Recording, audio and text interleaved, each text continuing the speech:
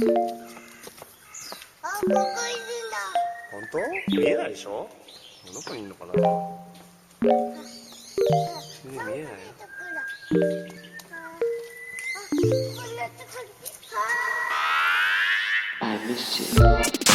What's good, Internet? It is Thursday, November 28th, 2019, and you are listening to Waypoint Radio, episode 281. I'm your host, Austin Walker. If you are celebrating Thanksgiving, if you're in the States, happy Thanksgiving. If you're not, happy Thursday. We just dropped this on a Thursday because a lot of people are traveling in the States. A lot of people are seeing their families. A lot of people are, like, you know, hanging out on the couch or not doing that. I'm not traveling, and it's great. That's the other I'm not traveling. I've done the other thing. No car ride this week. Great. Usually it's 8 hours in the car going to Nebraska. I love Nebraska. I love people out there. I don't love that 8-hour drive with a kid. No, thank you. Wait, is Nebraska really that close to you? Why does Cado's measuring with his fingers. Cado's like doing like the You know how far math. you can fly through a state like Iowa? You can just go. Right. You could just You just go straight there. Yeah, sure. Patrick Klepek, Rob Zachney, Cado here. Everyone's here. It's just wild to me because it takes like fucking 7 hours just to get out of Florida. When you I thought you were from gonna say South Manhattan. Florida, no, Jesus, that too. Yeah. But it's just like, oh right, states are smaller or at least shorter in other like parts of the. Some of them are still big. It's just a straight shot. Right, it's a fast shot. No, like switching highways 6 times just to change the direction you're going in or whatever. You just go left and then you go north or whatever. Those are the 2 directions. Just I hold, know. Right, hold left and left. north. Yeah, hold left. Exactly. We are here. Fall off those shells. What? Oh, did stuff go bad? Cado. Okay. Cado. Yeah, where's We're just going to be off. I'm stuck on a train. We are. That's a shame. We are recording this on Monday. So if any wild news breaks between now and and Thanksgiving, we don't know about it. Also, Google has already Discord. canceled Stadia. Exactly. Also, this one goes out to all the people who are not traveling, who are not spending time with anyone, who are just like, I am at home playing Pokemon or Hell whatever. And I want to just listen to a podcast. This one goes out to you. It doesn't have to be a holiday episode. But we are going to do a deep dive into the question bucket today. Before we get there, I do want to start by just checking in on people playing video games. I didn't play much of anything. I dipped my toes back into Pokemon a little bit. Also, actually, pause real quick. I am still playing Final Fantasy XIV. I just haven't had anything exciting enough happen. I'm still going through the patches a little more slowly because I had to play stuff for coverage. I'm going to get back to it heavy once we get into the holiday season proper, and I'll have a little bit more free time again. But no big update. Just people have been DMing me like, Austin, are we ever going to hear about Final Fantasy XIV again? The answer is yes. Eventually. At my own pace. Thank you. I still want to do a Lori episode once I finish. What 2 point are you on? 2.4. I'm like leading up to what I hear is a very cool boss fight. Nice. So yeah, I'm moving. It's just there's a lot of it. I visited the other cities. Nice. So you're like 30 or something then? No, I'm 15. Oh, is that early? Yeah, I guess that makes apparently. sense. Yeah. That makes sense. Yeah. Cado's actually playing that game now. Anyway, I played a little bit of that. I played some Pokemon, but like other than that, my game desk is empty. Actually, my game desk is covered with tabletop games, which I don't have anything important to say. Here's one thing I will shout out in the tabletop space. There's a game called Stewpot, STEWPOT, by Takuma Okada, which is on itch.io. Itch.io, if you do a search for Stewpot, STEWPOT, that's a fun game about being like, it's a tabletop role-playing game where you and your friends play a retired, like, adventuring party who decided to open a tavern, and you play a bunch of, like role-playing mini games to tell little stories about their experience of opening up a tavern and like upgrading it and like making it more like an inn. We made an inn at like the fork of a road between like an ancient ruin where people go to do quests and then like a goblin village and a port town. It was really nice. It was a fun tabletop RPG experience. Why my brain went to Delicious Dungeon, but I went to it was 100% that. Like it was 100. People who read Dungeon Meshi or Delicious Dungeon are fantastic manga. It was exactly that vibe. Yeah. Because like there's a cooking with monster parts game or like Battle Chef Brigade. It had that vibe to it. Very fun. We streamed it for Friends of the Tables Patreon stuff. Really great game. So shout outs to that. But other than that, like my table has been basically other stuff. So what have y'all been playing? What's going on? Who wants to check in on a video game? I mean, I'm still playing Pokemon, which is still good. You didn't like blow through it? I have some friends who just are like, boom, I'm done. No, I'm like hour 25, I think, and I have 4 badges, so I'm like halfway. Okay. And part of it is that there's like, I can't leave if I see a Pokemon. I can't leave that area without catching it, even if it's like super rare. Like it's just like it's a mental block of like, I know it exists here. Like I saw it once. I accidentally killed it. Shit, I'm gonna spend another like half hour at least probably trying to find another one.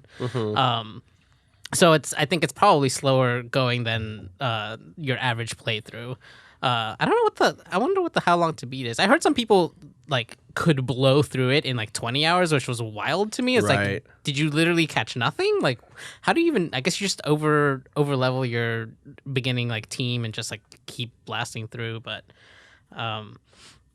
yeah, no, it's been great so far. I caught my first shiny. Nice. Fucking What's your awesome. shiny? It's I forget. It's one of the new ones. It's a sand snake, and it looks really cool. And Sandstake, Pokemon Sword and Shield. Do you want to explain what a Yeah, shiny is for people who Siliconda. don't know what that is? it's basically a color swap that is like super rare. I forget. I think it's like 1 in every 4,000 ish Pokemon that you see is a shiny version. And now they've also added an extra thing where when a shiny comes out, it has this particle effect. In case you didn't know, because some of the Ooh. shinies are subtle. Yeah, The shiny yeah. I have is actually pretty subtle. This is a Sandaconda or is this a Silicobra? Silicobra. Silicobra.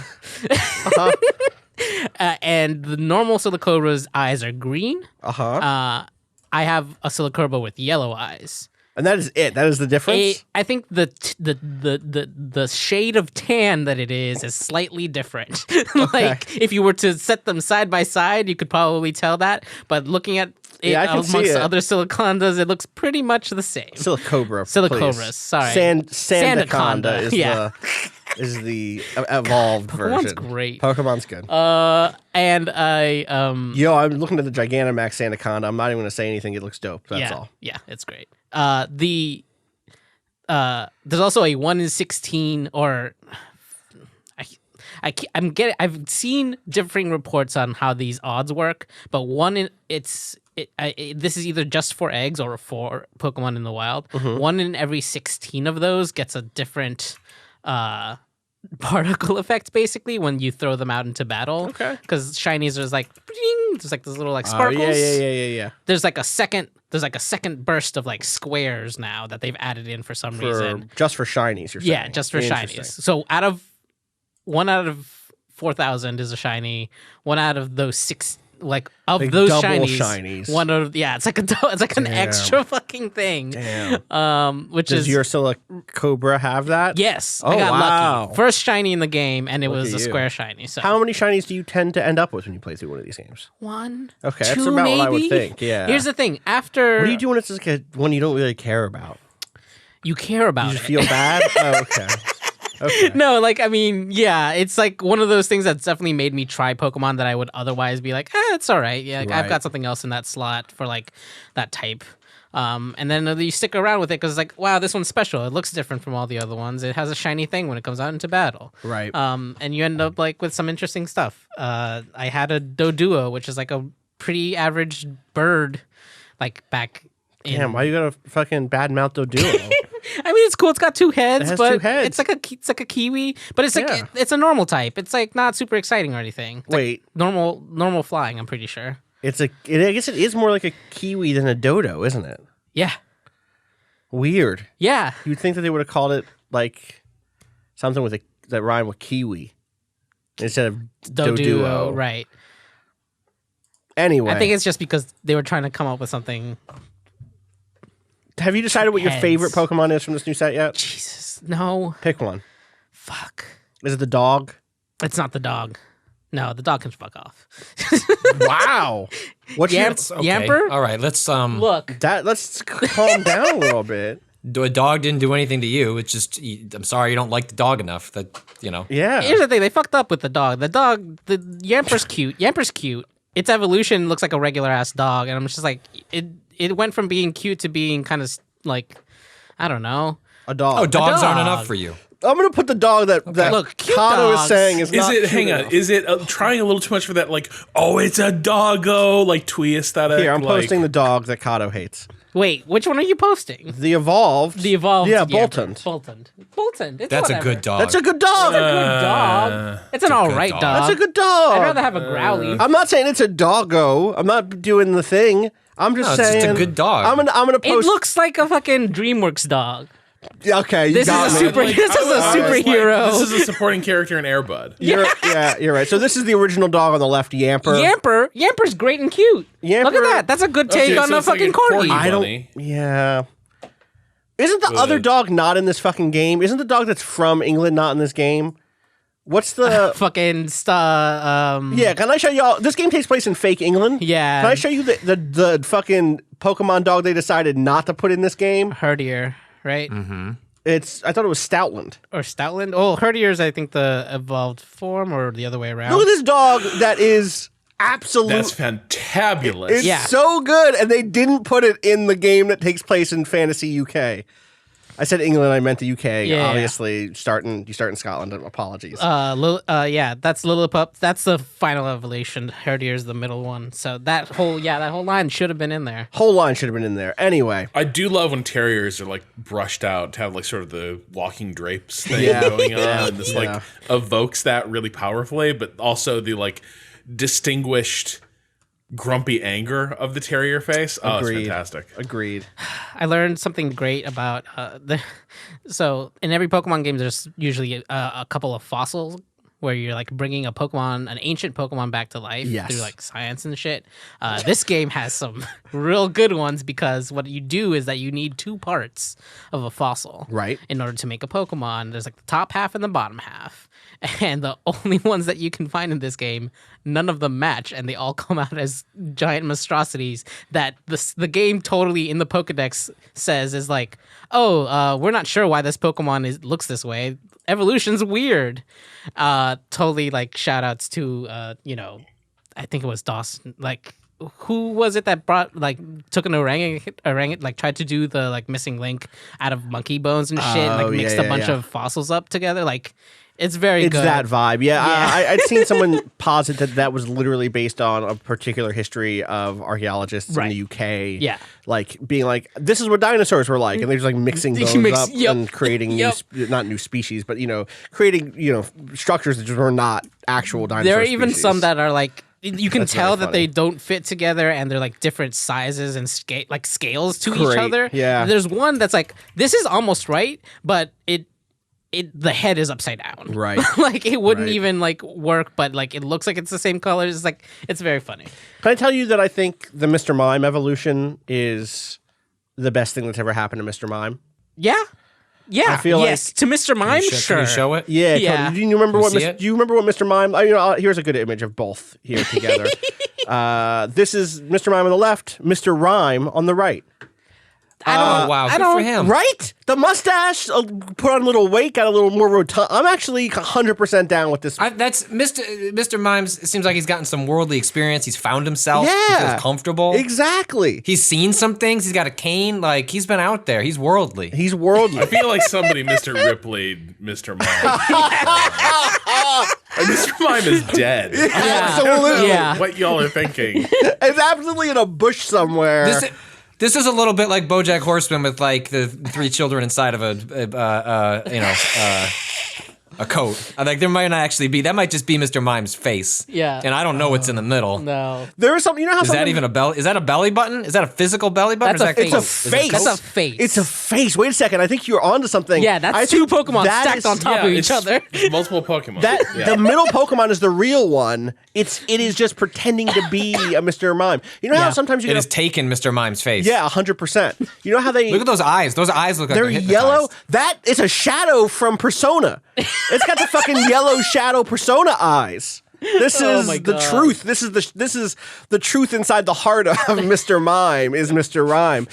You know how sometimes the Pokemon have like a description that's like, oh, this is kind of spooky. Yeah. This one is not, but it kind of is. The Mr. Rhyme description from Pokemon Sword is it's highly skilled at tap dancing. it waves its cane of ice in time with its graceful movements. And I don't know what about that puts me on edge, but it does. Yeah. It 100% does. I love it when it, usually when you throw a Pokemon or a Pokemon appears in battle, they do their little like cry, right? Like they have a sound, but Mr. Mime obviously doesn't, and it's just dead silence, and it does a little tap dance. So you just go tap, tap, tap, and like that's all you hear. I should have read the Pokemon Shield one first. It says, its amusing movements make it very popular. Full stop, beat, space. It releases. Austin, I know why this is freaking you out. Wait, let me finish the sentence. It releases its psychic power from the pattern on its belly. Those are two unrelated statements, or are they? Excuse me? What is freaking me out about this? About that first. Let me pull it up. Okay. I'm worried now. Oh, that's totally right. Oh my God. You're exactly right. Holy shit. You're exactly It's right. Pierre LeFou. It's Pierre LeFou from episode 22 of Cowboy Bebop or whatever. Is it really that late? It's I thought it was first the 12. last episode. I think it's like 17. It's not that late, but No, it's super like late. a middle It's run. it's right before the movie. It's episode 23 because then, or it's episode 24 because then episode 24 and a half is the movie, and then 25, 26 is the finale. It's the last thing that spiked. Or no, you're right, because Hard Luck Woman might be right after it. It's the last time the whole crew is like 100% together. And it's just a nightmare of an episode. It's so good. Tour de force of animation and editing. It's so good. Yeah. Okay. So But, I'm just Mr. wrong. Mime is that. Yes. This new Mr. Mime, like this is why I think he's dead, or he's been like experimented totally on and right. tortured. Yeah. 20, episode 20. Apologies, I was Damn. wrong. Yeah. It was pretty late. Oh, he's quite skilled at dancing. But What's weird is I don't hear any music. everyone should watch this episode of Cowboy Bebop. Also, it is just so. It is like their love letter to Batman the Animated Series. Is almost explicitly that. It's so good. The light and color and stuff is just fantastic. Anyway, Pokemon. Still Pokemon. It's good. The gyms are different in this one in a way that I think has actually been pretty interesting. There's like different challenges that you're doing. I herded a bunch of Wooloo, which is the sheep that roll around for one of them. The last one I did, I had to battle another. So I was like, when you do like a doubles battle, you see both Pokemon on one side of the screen and then like your enemy on the other side of the screen. Yeah. What happened this time was I had to catch this Pokemon that was out front, but next to me on the same side of the battle was like an enemy trainer, and we were the goal was to see who could catch the Pokemon in front of us first, which was really like weird. Like it's Like just a race, like a capture race. Yeah, but we were both aiming for the same thing. That's so you had to like not accidentally kill it because you also have to take into account whatever move they're gonna do. / they could throw something your way to kind of throw you off while they're trying to also catch that Pokemon. Like Wait, they could attack you? Yeah, you could. It was like a three-way battle. That's awesome. It was really cool. And so like there's been really interesting, neat new things in those gyms so far that I've really been enjoying as well. Nice. And just I don't know, the camping mechanic is fucking great. I love hanging out with all my Pokemon and feeding them curry. That sounds good. It's great. Well, it's not only it's like I realize this now, like further in, like it's actually it can take sometimes a little longer to get between towns. There's like because there's like the thing that I'm doing, like where I'm like trying to catch a lot of Pokemon, and then by the time I'm hitting like trainers, I like will like get halfway through a route and be like, shit, I'm like tapped out. I fought a bunch of people. I fought a bunch of. I don't. I'm like I can like use all of my healing items and try to go back, or I can camp. And if you camp and you feed people curry, that actually heals them back up if you make a good curry. Nice. So it's like this great little like kind of stopgap, and like you're still using ingredients that you have to like gather. So it's like not in. But you can gather those in the wild. Yeah. You get berries and like other ingredients from certain vendors and just like from trainers in the wild. And nice. So it's like a nice little like, oh, I don't have to go all the way back. I can stay out here. It's also like very cute to like play games with your Pokemon. Like hell yeah. They've given them like a lot of really great personality and stuff. Like little idle animations and mini games. Yeah, and they're like literally like when you go to camp, it's like they're out just like in front of you, like playing with each other, and then you can call them over and like throw a ball to play fetch, or like shake a little like feather on a stick with a bell on them, and they attack it, like swipe at it. they'll like play with each other. You'll see them, and you can like. Here's a weird thing which I don't understand, but apparently you have some sort of telepathy because you can talk to them, and then they'll say things. In sentences? No. Okay. But what the text in the game says, it says like, your Drizzile seems upset around so and so, or like. Okay, but that's just having a pet. Yeah, but like, it's know, like there's like phrases there of like. Okay. So and so is really enjoying the sun, and this is their favorite episode of Cheers. or so, like I don't know, like it's like the phrasing is like enough that you're like, am I like how is this information being passed to me? Because it does say speak too, and you like asking it like how are you doing, and it like respond like it doesn't respond, but the game responds for it. Okay. So I don't know. I think you can probably telepathically. Talk to your Pokemon now. I mean, I think that's canon. That happens in the show. They're always like, Pikachu, why? Or like, and Pikachu goes, Pika Pika. Is like, oh, what? Jimmy's in a well? right, Yeah, exactly. Exactly like that. 100%. Yeah. I do like that you can make curry in this game. That feels very like good. appropriate. Cool. It's very fun. Any other notes on Pokemon before we move on? No, I need to play more of it. Yeah. I'm very glad that we have a break coming up, actually, because I just want to play more Pokemon. You will have the time enough hours to, in the day. Yeah. All right. Anyone else want to check in on something? I'll note really quick also, I have played a new battle. You've heard this already. Rob and I will have already recorded a Battletech thing where we will have talked about Battletech. It's a separate podcast. It'll already be up by the time you hear this. If you missed that somehow and want to hear us talk about Battletech Heavy Metal, you can go back to Monday's episode, which will also include a special interview with Mitch Gittleman of Hairbrain Studios. Hairbrain Schemes. Like the phrase Hairbrain Schemes. Mm-hmm.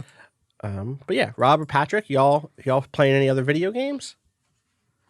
I finished Jedi Fallen Order. I don't like the title of that game. Me either. Just Sorry, call Star it Jedi Wars Jedi. Fallen Order, Star Wars or call Jedi, it Star Wars Fallen Order. Yeah. Pick a side. Yeah, I finished that. I liked that game a lot. I have a piece that went up on the site this morning. I think as we recorded this about. It's a game about exploration that punishes your desire to explore by virtue of its level design and by virtue of the lack of fast travel between checkpoints. The last time I remember feeling this frustrated at it's not a requirement that a Metroid style game with a percentage completion meter for exploration give you the tools to properly do that. But I do think it's like a baked in expectation of that kind of game. So like Ori and the Blind Forest a couple of years ago. I was wondering what that tweet was about. I saw that tweet of yours go around, and I was like, why is he thinking about that? Yeah. So I was trying to pinpoint. So if you played the original version of that game when it came out, terrific. Like, go back and play it because they have since fixed this issue I'm going to raise. But just a tremendous, looking, playing, beautiful soundtrack. Just a really great game. But it also has a percentage completion, exploration thing that's based on items and whether you fill out the map and et cetera, et cetera, et cetera. There's a sequence where in one of the areas you have to escape it, and then there's a set of rocks that block your path, and you can never go back. If you didn't explore that area, if you didn't get all the items, the best you can do is whatever is left in the world. And I think I got to 97% or something like that, and you just can't go back. You just cannot 100% the game whatsoever. And developers realized that was a problem. They didn't patch the original game, but in a definitive edition update that I think was either free or only a couple of dollars for people who own the original game, they fixed that and allowed you to then also jump between checkpoints, so you didn't have to run from one corner of the map to the other just to explore an area.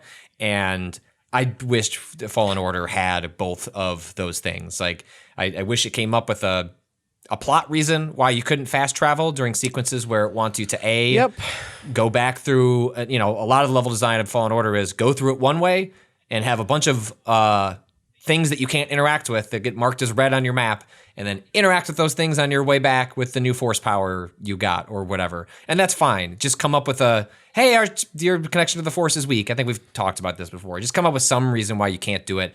But especially at the end of the game, especially like post credits, like it's not a spoiler to say like this game ends in a place where they could just let you keep playing. And at that point, hand wave and say, "Hey, cool, you're in the end game. Like we're gonna let you skip around, do whatever you want. Go explore, go clean up your stuff." Exactly.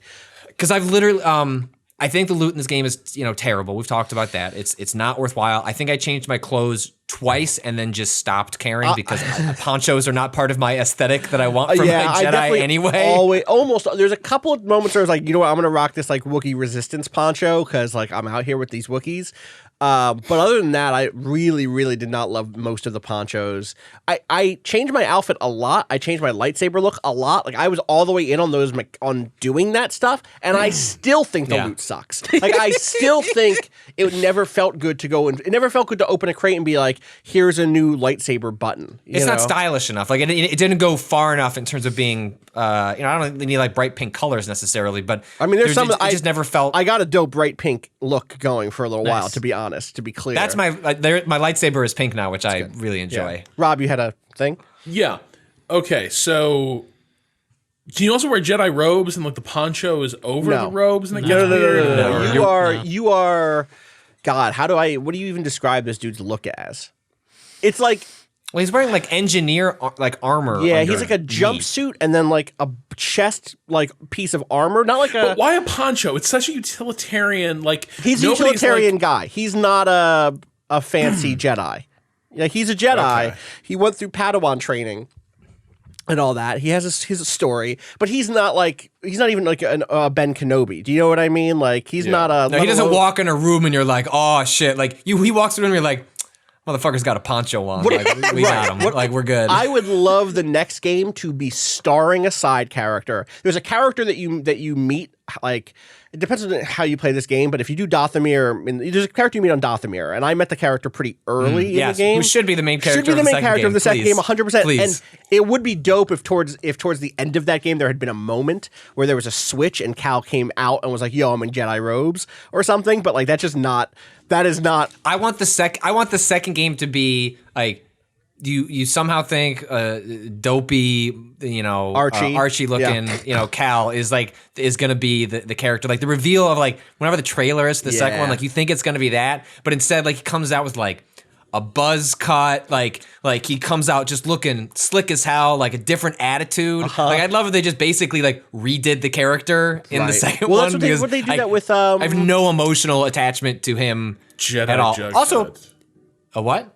Jedi Jughead. Jedi. Sure, I don't know what that means, but I think that's what I want. Is that what I want? There is a Jedi Jughead in this game, and she's dope.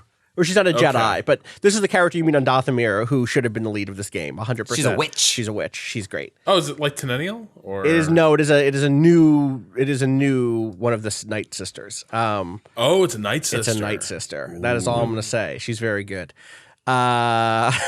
Anyway, I'm with you, Patrick. Despite liking that stuff, is my point. Is like you're right. The loot is bad, and you. But there are often like there's a cool. This is true of most games like this. That when you put a percentage meter in, it's sort of like the game inviting like. Lots of games don't care if you explore every like nook and cranny. It's like, oh, do you want to go find the collectibles? Like Uncharted's always like my go-to on this because I always felt like playing through Naughty Dog's games. Like their collectibles are just like, oh, cool, like it's behind this bush that you just had to go find. Like it's the journey to discovering it is not that enjoyable. Yeah. But I will say quite often in Fallen Order that the journey to the crappy loot was enjoyable. Like it is me manipulating something with the Force in a clever way, or it's wall running, which the wall running is just okay in this. But like there's like I often found that even if I didn't like what I was getting out of the chest, that was just like a perfunctory end to the sequence. I did enjoy getting there. Like there's still this one secret I know I think it's on is Zepho the planet with the vault, or what's the winter one? That name. The winter one. It's real bad. I know the first full planet you go to. Yeah. Or you don't mean the real winter one. Not the super winter one. The early winter one. Yes, Yeah, yes, yeah, yes, okay. yes, yes, Okay. yes. Yeah. Not when you go. Yeah. Not the late game, Which is dope, Witcher 1. by the way. That late game Yeah, no, section is great. that's good. Anyway. But like, there's a sequence where like there are these like these big pillars that come out that if you like, I know there's like this game has chests and then secrets, and secrets are like the really good puzzles that you have to solve. And there's one that is like 3/4 through the stage that I didn't realize I'd missed until later that involves you manipulating like these pillars that shoot out in a really fun way. Oh, and I want those to go are back cool. and do Yeah, that. But that would require me to do 15-20 minutes of Moving through trying the to figure out this income. It's a map that's not even complete. The map does not connect every part of the map, which means that you don't actually know how to get from one place to the next. This map which would be is solved like if you could do meditation points, because then you could just 100%. Yeah, this map around. is the case for why earlier this year when we were talking about how Sekiro needs to have a map. It's like, does it? Because it would look like this. It'd be trash. It'd be a trash map. We don't know how to do this. Someone should crack it. Someone should put the time in to figure out how to do it. But this feels like the map where they go like, we basically have the geometry. Let's just make that like blocky and put that out so you can see it. It's better than nothing. And like, it is better than nothing, but it's rough. It's really tough. And again, to your point, Patrick, it's hard to orient yourself because you can't. There's nothing. Right. There's nothing that's like, here are the different like trance points. Yeah, I don't know. I at the very least, I would have preferred, even if it was a late game thing, is like, give me a force GPS, right? Like, if you don't want me to fast travel, like, let me just like mark a point, and then it's just like, hey, like, follow the glowing whatever, and like, this will get you there, because it's the trial and error that's frustrating. It's that I know that I return to that snow planet and try to get to that sequence. I'm going to go down 3 paths. I'm just hoping the path I pick is the right one, because I'm going to go down 3 others, realize no, and then I don't know if I'm going to be able to get over to the section I want. So it's just frustrating because when I look at the planet selection screen, I have every planet at like 95 to 98%. Like, I did most of it, and I just want to go do the rest. Like, I don't want to finish the game. I want to see the rest of this. Like, I'm enjoying being in that world. Even though I've already beat it, I don't need the extra upgrades. I just want to do it just to like kind of put tie a bow on it. And it's just frustrating that like I'm not going to do that unless maybe they pull an Ori and they find a way. That's not an easy ask. Like, just adding a checkpoint system, that's a lot of work, and there'd be lots of reasons to think that they just say no to that for this game, and maybe it's a fix that comes in a sequel. So I'm not getting my hopes up, but it's just a bummer. That said, without getting into what occurs, like, no hints whatsoever. I'm not going to spoil what happens in like the last third of this game, but like, yeah, you were right. Like, there are some moments in the last third of this game, including an absolute didn't know they could do it to me again. Like, holy shit. Like, there's more here, even though I thought we were tapped out on this particular bit. No. It's fucking dope. It's so good. I mean, I think it's telling that there are like, for me, the high points of this game, there's like 4 or 5 moments that are extremely, extremely high on, and all of them tend to be the linear moments. Like, the opening of this game is really strong. There is that has like some interesting stuff. There's a flashback sequence that's really good. There's sort of like the back half of Kashyyyk when it turns into like Monster Hunter meets God of War meets Uncharted, which gives the illusion of a much bigger space than what you're actually playing in, and so you still get exploration, but it's not. Like, the trap this game falls into over and over is confusion with like that being the delight of these games, or the level design that is often a joy of a From Software sort of approach to, like, lots of Souls levels feel like a labyrinth, but also how many times do you play through a Souls game and when you get towards the end of it, like, that area like the back of your head. You don't need a map. Because you know that you have built the map in your head. At no point at all did I ever feel like I had any measure of confidence in especially Fallen Order. Like, it just didn't. Those big levels are just a mess. Once I like went down an elevator to like those ice cave shafts, I was like, I don't know where the fuck I am at this point. That's where I belong. But like, those are the big, and then it's really interesting because I think the final act of that game is essentially linear, and it's the least it feels like it's trying to do a Dark Souls thing because you have so many abilities by the end that the combat model it's not completely different. You're still doing parries and stuff like that, but you have so many abilities on hand and ways to dispatch people that it does shift fundamentally because you can force push people into pits and pull them towards you and put the saber in them and do all that other shit. And for me, you can cheese to slow them down. Oh, yeah. Hit them a couple of times, fill up your health, get all your force powers. Oh, yeah. Like honestly, I'm glad you gave that tip about like fill up all your force powers with health, but I probably cheese through legitimate sequences of this game just relying on that over and over in ways that maybe that shouldn't have existed in like the skill tree. Yeah, it's a very powerful ability. I love also the great final battle. Like really enjoyed the final fight. Like that is one where had that been just a traditional action game versus like it bringing in Souls the elements, I don't know that it would have been nearly as satisfying. I thought it found like it was in moments like that. It's like it was in moments in that back third in the linear sequences combined with like I enjoyed this game when it was leaning more on Souls influences in the combat than it was in the Metroid or Souls. You know, in a lot of ways, Souls level design isn't a 3D extension of Metroid. You know, I don't want to directly just attribute what Souls was doing just to Souls. Like a lot of what it was picking on was like, you know, things that Metroid and games like that had established prior, but we think of it in a Souls context because it's popularized that for us. But I liked it when it was leaning on Souls for combat and then more just a linear sort of like structure in which there were still exploration elements, but it was just more of a, you know, it's hard with the way games are built. Like it's not the kind of thing like a TV series where like, oh, like a TV series sometimes finds itself as it goes along, like it discovers its voice because it's an often production of a television show is linear in which you are shooting from the pilot to the season finale or, you know, as it goes along. It's not exactly that, but it's more that than video games where things are being built and moved around in different ways. So, but nonetheless, it does feel like a game that gets stronger as it goes along, and it's often stronger in those linear sections. Like probably the least linear, it was Dathomir. Like that's the red planet. That's the red right? planet.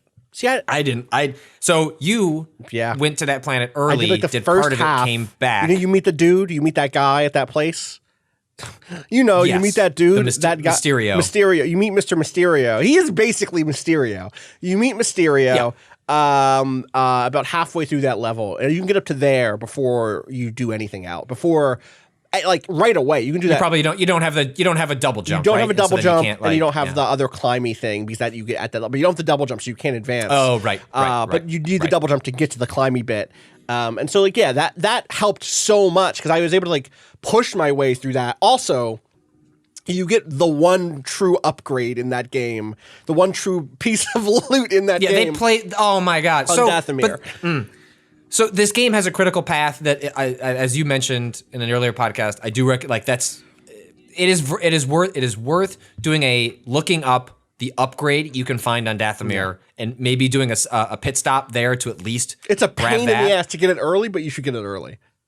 Well, because all right, so there is basically like without maybe getting into it like the mechanical spoiler, like there is sort of like a different stance that opens up that allows you to approach combat in group versus one-on-one in a different way. That is a lot of fun.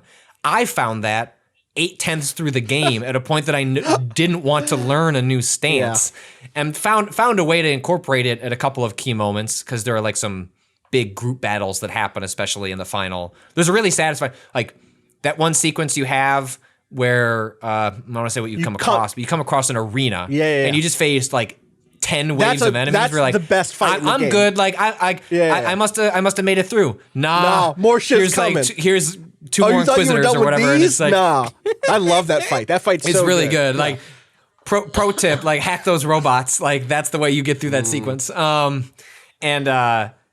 So, but you find it at a point in the game where it felt strange because on the linear path, it's so late and it felt like something you should have gotten about halfway through the game or a third through the game. So you could have done more experimenting. So anyway, all told, I did really like it. I am tremendously excited for them to do, hopefully get a chance to do another one. Like I think we're still waiting to see like what the future of Star Wars is with Electronic Arts, but I'm not going to be surprised if, I think they have another game coming in between in this like gap between films over the next 3 years. Like it was a game that was supposed to be like open world, right? And now it's going to be a little more linear. That's coming from the EA Motive team, right? That did some of the Battlefront stuff. Is that the stuff that's being made out of the or like continuing on from Vancouver, something like or that? Is that yeah? Wait, wasn't there another who made Dead Space? Because they were making a game. Why have I blanked on the Dead Space team? Not Vicious Verdant. Wait. This is bad. Why? Vicarious? No, Visceral. No, it's not Vicarious. Visceral game. Visceral. They were making a Star Wars game. Did that were there 2 games that got canned? I can't remember at this point. Anyway, there's another Star Wars game that's supposed to be coming in a couple of years. That sounds like it's more in like a linear action adventure game. We can't get in, but yeah. Go ahead. If they go into a space where like what Disney probably should do or Lucas should do is like there should be like 5 times the amount of Star Wars games that are currently 100% in development. Like give me a pixelated adventure game from an old school adventure team 100%. based on the Mandalorian. Give me Yoda Thank stories you. too, please. Thank you. Make another roguelike. 100%. Like there should be go give an indie team a weird ass Star Wars game. Like come on. John Drake, go fix that shit. Isn't that what that's you're what doing? he's doing. John Drake, make it happen. Why should I Star Wars? He worked on the Spider-Man deal. It's sounding like go do what you did with that. Go do that for Star Wars. Thanks, Drake. What'd you say, Rob? No, I was just thinking like a Wadjet Eye Star Wars could be fun. Absolutely. Yes. Absolutely. So this is like the Austin Walker thesis about Star Wars is the more of it, the better. The worse of it, the better. Just plaster the world with Star Wars shit because that's how you end up getting the really weird, interesting, good little side stories. It's how you end up flavoring that world in a way that doesn't just boil down to a hero's journey story because there's a lot of little pieces in that world that great creators can do really cool stuff with. And the more that was out there, the less it would be put on individual pieces. This is true of the mainline series. This is true of like anything. Is like the fact that this is part of why this game probably has to be a hero's journey too, right? Is because what do people want? Yeah. It's like what they've wanted for like the better part of 10 years is this, but like a broader, like you're saying, diverse set of Star Wars stories like wouldn't feel like, hey, we're building a Star Wars game. All right, well, Fallen Order already exists. We don't have to do another Jedi story, or we could do something different with that story because you're already getting the fantasy wish fulfillment from that one. So let's go do something that else. Audience is served, right? To be clear, I want to be clear. People are doing this stuff in the comic space. There have been so many good Star Wars comics over the last decade. Like there are people obviously had previously been doing it in what is now the Legends content across novels, both good and bad. Like it's not the reason that's what they just called the EU the now, EU right? is now the called Legends, which Legends. I don't love, except one, it does mean no one confuses me for talking about the European Union when I say Legends. And 2, a thing I recently heard, and I have not checked the validity of this. I don't know what what was the shitty veracity score, whatever the fuck, Verit. I don't know what the Verit score is on this, but I read on a tweet. I had read on a tweet that the reason it's called Legends is that stuff is canonically legendary in the world of Star Wars now. Right. That like those stories are told still inside of the world of Star Wars. Right. It just like they're myths. They're like it's myths. myth within a myth. Yeah. Yes. That is what I've heard. Mythology. Because then they can pull things That's that they kind want of clever. to. That's what I'm saying. Right? Like they can pull specific plot points and be like, the rest was exaggerated, but we like that. We're going to use Years that. of Luke Skywalker telling people stories about his girlfriend, Mara Jade. Her name was Mara Jade, and she was sick as shit. She used to be. Let me tell you about Big Luke. He was like me, but bigger. But Mara killed him. he definitely 100%. Love it. Give me a video game called Big Luke. It is very funny that I have to think about old Luke on the island from the sequels, just being like, I'm just imagining a better life for myself. Things could have been different. God damn it! That fucking Emperor should have cloned himself sooner, or whatever the fuck is gonna happen in this movie. The thing I realized this week also with Star Wars is I watched Mandalorian, which we're not going to get into today, but we should do a Waypoints at some point. Yeah, Rob, sorry, we're now doing a Mandalorian Waypoints. Patrick decided this before you. Just letting you know. Just letting you know. We figured this out. You walked away. You walked away At the early of the podcast. Okay, Like, you walked Austin away and with I a were- beer and a seltzer. Yeah, you went to go get a What? beer. We were gonna start talking about left to get- Mandalorian. The fridge is 6 feet away. I know. And a show? Well, because That was like a I've been minute. bugging That was like a Austin to minute. watch it, and he's been waiting, and he's like, "Oh, I Now watched I it," gotta, and now I then gotta subscribe to this shit. I'll give you my login. You want my login? Yeah, we both Is that- have that's logins. legal, No, right? I need another subscription. I'm just gonna get the big one. Give me the Hulu. Give me the Disney. ESPN Plus. I love Katie Nolan. Why the fuck not? Fuck capitalism, go home. So while watching The Mandalorian, it hit me. This is gonna sound. This is like either it's gonna sound like I'm just gonna say it. I love Star Wars, and it might be the only thing I love. Like in this way that it elicits a certain response for me that is like irreducible. That is just like and Mandalorian kid-like and irrational. right. And like Mandalorian doesn't even pull the levers that it could. Like there's no John Williams score in Mandalorian. It doesn't open with a text crawl. It is just like the world, the space, the set design, the kind of like filmic language that it uses, the lore, like all that shit. A wipe. The wipe, the Mandalorian armor, like all of the shit, the little fucking Salacious Crumb motherfuckers in a cage because that fucking planet, they just eat people. Like I don't like Salacious Crumb. Don't get me wrong. That dude's a Fuck bootlicker. Salacious Crumb. Fuck Salacious Crumb. Also, I guess Jabba doesn't wear boots, but like a tail licker, I guess, and that's a different thing. That's a different Ass kisser. an ass Ew. kisser, a brown noser. But they're eating those motherfuckers on this planet the Mandalorian is on. They got them in cages. They're doing rotisserie Salacious Crumb over here. That place is fucked up, and I'm like, yeah, this is great. This Why is do you- fantastic. Why do you think you got the name from? It's true. So, Salacious Crumb. Mwah, mwah, mwah. I just love it. Like I think it's really the thing that when I was young enough for it to imprint on me in this way.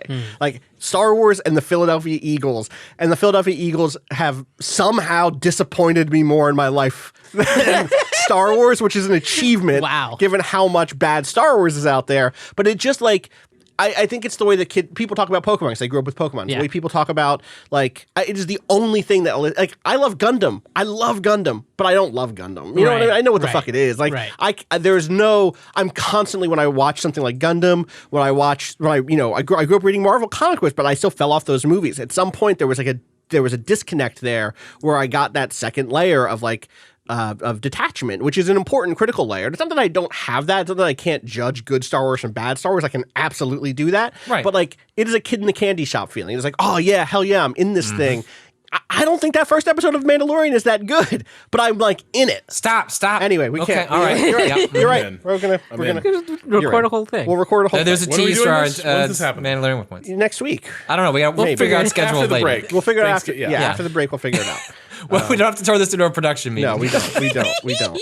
But no. So yeah. So we'll talk about the Mandalorian. But like, it is very fun for me to just have Star Wars back in my life in this way because it is such a thing that I feel so strong, or I feel strongly about it in a way that is.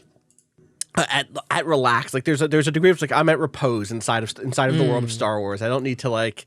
It's not that I don't have to think about stuff, but it is like I get to just. There's enough sensory pleasure happening because I just like so much of it that it can be a nice, overwhelming escape. Yeah. How a legit Star Wars Rise of Skywalker script ended up on eBay. The director stopped by Good Morning America to talk about the highly anticipated Disney film due out next month when he made the Starling revelation. One of our actors, No. I won't say which one. Hold on. I want to, but I won't. Legit? Left it under their bed, and it was found by someone who was cleaning their place. It was given to someone else, who then went to sell it on eBay, he explains to the audience. Someone at Disney happened to come across the auction item, which, quote, looked like a legitimate script. They managed to buy it before. Holy God. shit. There have been so many. I haven't Give that intern a raise. Right? I've not read any of the leaks yet, but my either. Twitter feed is a lot of people who have, and they've been basically saying like I'm getting sadder and sadder as like leaks from the reshoots get out, and they fix all of the most ridiculous, wild shit that was going to be in that movie. Apparently, I'm very excited to read about the leaks after that movie comes out, and I want to see what the journey people went on was. I'm blaming John Boyega. You think John? No, I don't. You think it was John? I was like, Tom Holland doesn't even have a part. That's I know. So how could this possibly Dude, the same shit. I was going to say the same Damn, thing. all right. Yeah, What if he fair does enough. that? What if he's like a droid and he has This the is what I'm thinking. That's Or what like they don't he want was to just say. hanging out and Yeah. he just got excited and crawled under the bed with a flashlight Pretended to be and just started Spider-Man. like reading. Uh-huh. Yeah. But I think to the point about being glad it's back. I think the other frustrating thing though is it's back in this really corporatized format. Oh, yeah, Where it's just like absolutely. you're going to get what Disney gives you, Yes. and like what really like the dream is, and what the EU is. It sort of fell into a state of neglect, and like things just kept getting weirder sometimes. Mm-hmm. Is you could see Extended universe. if they just pulled the pin and were like, fuck it, like Star Wars is just a fictional like mythological cycle. Do whatever the fuck you want with it. Mm-hmm. And the things you'd see then would be really fucking cool. Like Rian Johnson making whatever the hell 100%. he wants, right? Or you'd see some really interesting stuff, but instead there is this. We're sort of like Mandalorian is different and cool. But it also isn't. I want to be clear. I like it. Well, we can't do this. Right. We're gonna do it. But also the dread is this last movie is going to be returned to like what is a proper Star Wars film. Yeah. A little too self-serious, but also a little too you know. Yep. I think that's the concern, and I think that is probably the direction that these like corporatized franchises end up going. Right? They sort of flirt with subversion. They sort of flirt with like, aha, yeah, you're too smart for this. We got you. We'll throw you a bone. But we both know you also just love this shit unironically, and more people love it unironically, so we're just going to do that again and again and again until eventually it turns into the Terminator franchise and nobody fucking cares anymore. Right. Totally. Right? Like, I mean, the thing is that, like, you and I want Del Rey Star Wars. We want, like, that, Yes. like, just over, like, dozens and dozens of books, of novels. Do Band of Brothers, but like Wraith Squadron? Yeah, 100%. I'm in. 100% I'm in. Yeah. But, like, the world...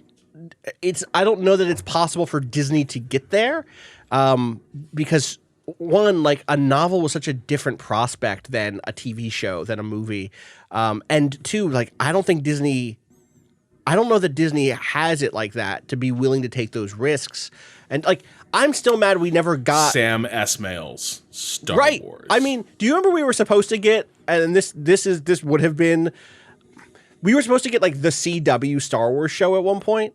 Do you remember this? We were supposed to get I like have no memory of that. oh my god, Star Wars CW show, and I want it. Alderanian Blair Waldorf. 100%. Like that was Hanging out going with- to yeah. be, that had been a tease. You can't search for CW because it's going to bring up Clone Wars, which is the name of the other Star Wars show. But it was going to be like a Riverdale type. I mean, this was before Riverdale blew up, but it was in that. Yeah, it was in like the Gossip Girl era. It was in the kind of like, you know, post Dawson's Creek teen drama deluge. Right around, it was before the last set of movie, the new set of movies began, and it was like, good. I want that. I want 19-year-old Jedi love triangles. Like they say they're not allowed to fuck, but we know the truth. Like we know what's going on inside of the Temple of Coruscant, and like I wanted that like heightened thing because it opens up the door, and a TV show is specific because it lets in a bunch of different directors. Like it lets a lot of people touch a TV show. It's why Clone Wars, the TV show, is actually pretty good, and I watched a bunch of that this past week also. And like, wow, like a lot of people get in here to like tell a little story and are able to fill in the gaps a little bit.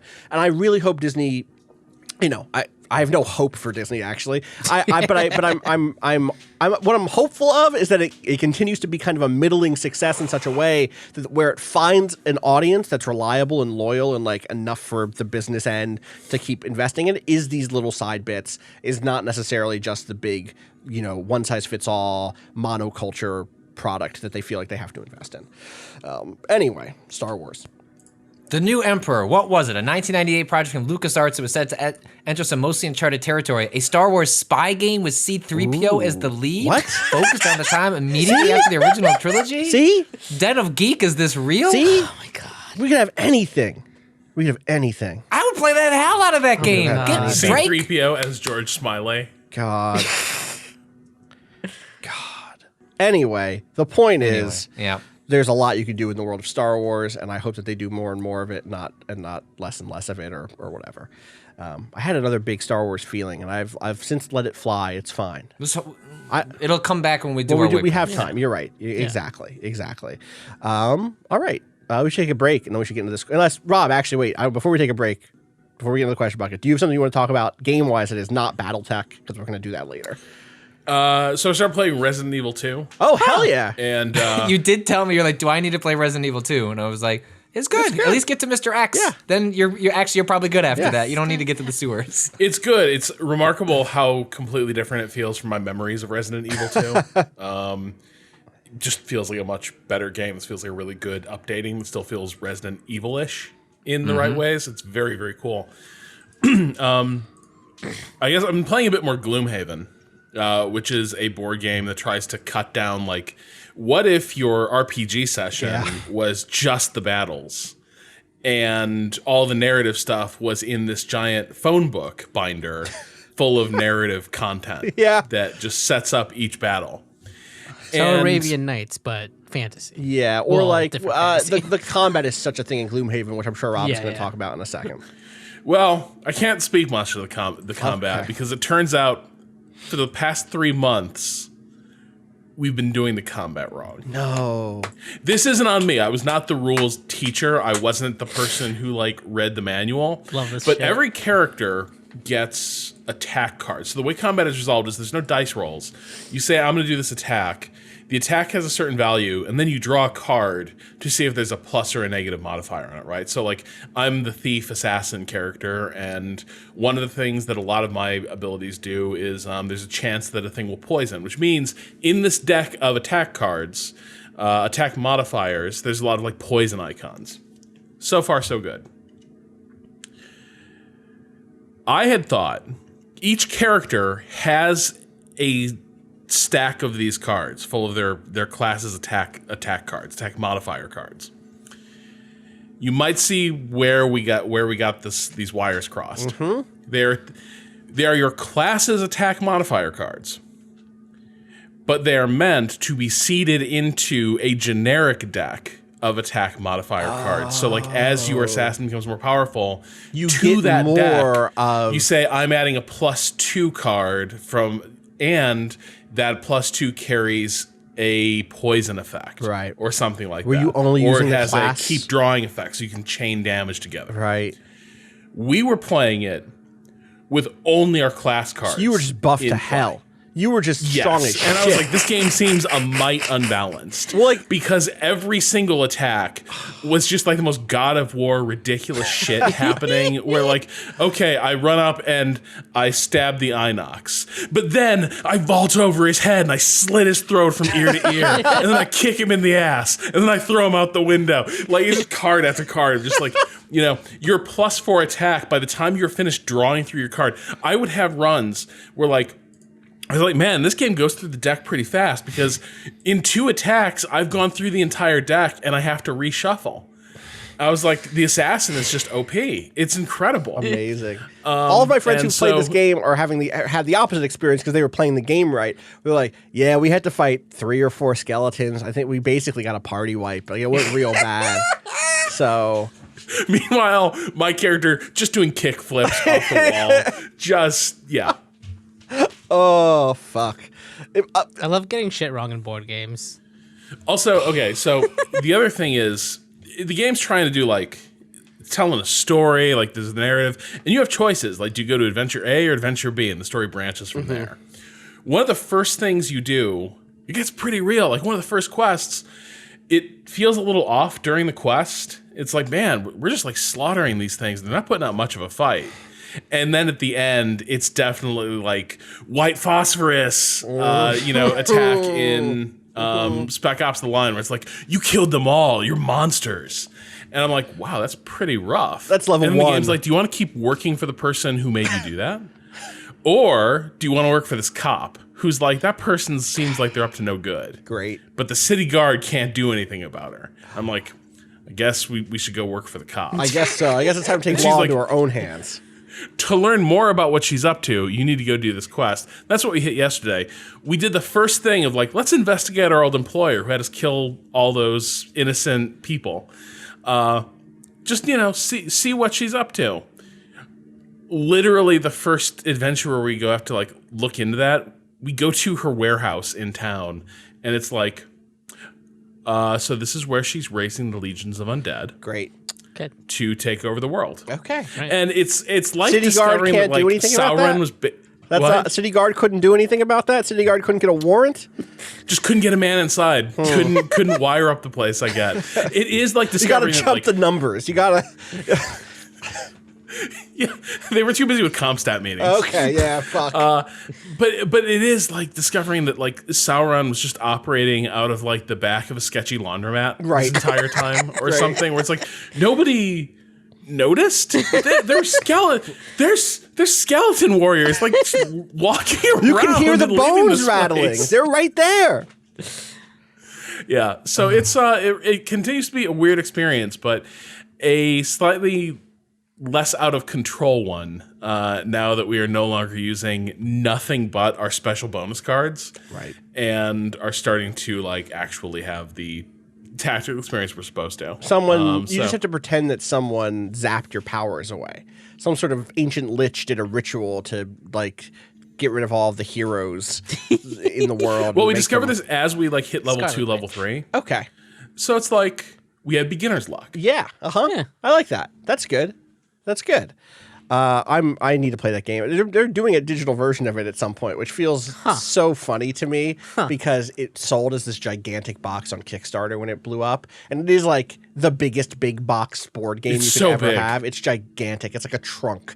Jesus. It's like hefty and it's filled with things. And for me, like it seemed I haven't played it, but it seems like half of the joy, the thing that sparks joy of that game, partially is opening up a big box and then picking up a little envelope and opening the envelope and picking up your character box that's inside of the big box and opening the character box. The character box is good. See, like there's like just fiddly stuff in a way that's like one of the joys of something like that. And so for me to like, oh yeah, this I hit click Steam, boom, okay, now I'm a warrior, feels like kind of Right. I'm not going to buy that board game and have it sit on my shelf for 8 months, but I would play the video game, so I'm a hypocrite. But yeah. Let's take. I think the trouble it's going to run into though, as a video game, you'll discover like, how good is this combat system really? Right. Now I can't comment because I've been playing it wrong for 3 months. Yeah. But I have my suspicions that even with this resolved, it's still not like super involved figuring like it feels pretty loose. Yeah. All right, let's take a break and then we'll hop back in with some question bucket stuff for your holiday weekend. BRB.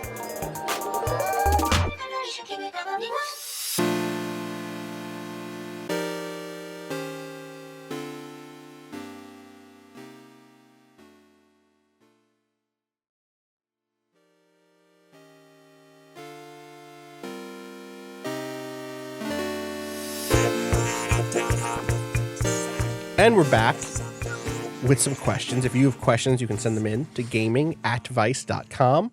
First question comes in from Jake from Chicago. Hi, Waypoint. Recently, I've been playing Dark Souls 1 again, but with a twist. There's a new mod. Part of the reason I want to read this question is this great bit. There's a new mod that makes it so every time you enter a fog gate, you load into a different area on the other side. I went into this. Wait. So you're skipping the boss fights, or you're just warping around? I think you're warping around. Let me finish. I don't know if you're skipping. I'm not sure. I'm gonna finish reading this. I'll try and look up the mod while you're reading. I went into this playthrough thinking it'd be thinking it would be fun and novel. Excuse me.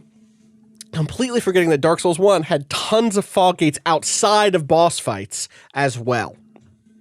So only about an hour in, before I was completely confused, I decided to start a flowchart. I soon had the largest flowchart I've ever had to create, detailing every area and route that I've been through so far. This is easily the most notes I've ever had to take during a game, so I'm curious if any of y'all have had similar note-taking experiences to better comprehend a game. The subject here is most extensive notes during a game. Besides Gloomhaven, Rob. Let me just clarify the mod. Yeah. So it's called Foggate Randomizer. If you just Google that, you'll find it on Nexus Mods. Fog gates are now permanent, and traversing them warps you to the other side of a different fog gate. These warps are fixed for any given seed. So basically, like you start a new game and it rolls like the random, and then as you go back and forth, that becomes like essentially warp gates. But you can turn off, you can turn that off, and so then it becomes. Not that it becomes truly random every time you walk through, but that when you walk through a fog gate, you are stuck there. It's a one-way fog gate. Which that is a cool idea for a run. That's great. So you can see how inevitably on the other side there will be a boss. Well, no, not every time. Not every time. But you can walk through a random middle of. There's no boss between this fog gate, but you end up at. You will get to a boss at some point. Totally, absolutely. And if you don't have fast travel yet, good luck getting back. That's very good. The most extensive notes I ever took. Rob, do you have anything here besides Detective? Yeah, okay. Is a board game, but like I had half of a Moleskine notebook was probably filled with notes on Detective and theories and diagrams. I was going to bring up and ask if you've played the new Detective yet. The LA one? The LA Not one. yet, no. Yeah, I really want to play Have that game. No, I really want. I still haven't finished the original Detective because my crew broke up. My crew went into different parts of the U.S. and so now I'm like, I could do it myself, but I need my crew. Anyway, yeah, that's a good one. Sherlock Holmes is a consulting detective also for tabletop stuff. Video game wise, like Outer Wilds had a bunch because it's that type of game for sure. God, what else? I'm not thinking about Fez was probably I was trying to think through when Fez was the one that took probably the most because you were, that game involved kind of literally translating a language as you were going along. So I want to say Fez is the last time. For the time for the amount of time that I put up playing The Witness for, that, I had a decent amount of notes for that. But Fez is probably the one that comes to mind as I had 10 pages of scrawls as I tried to piece together that game.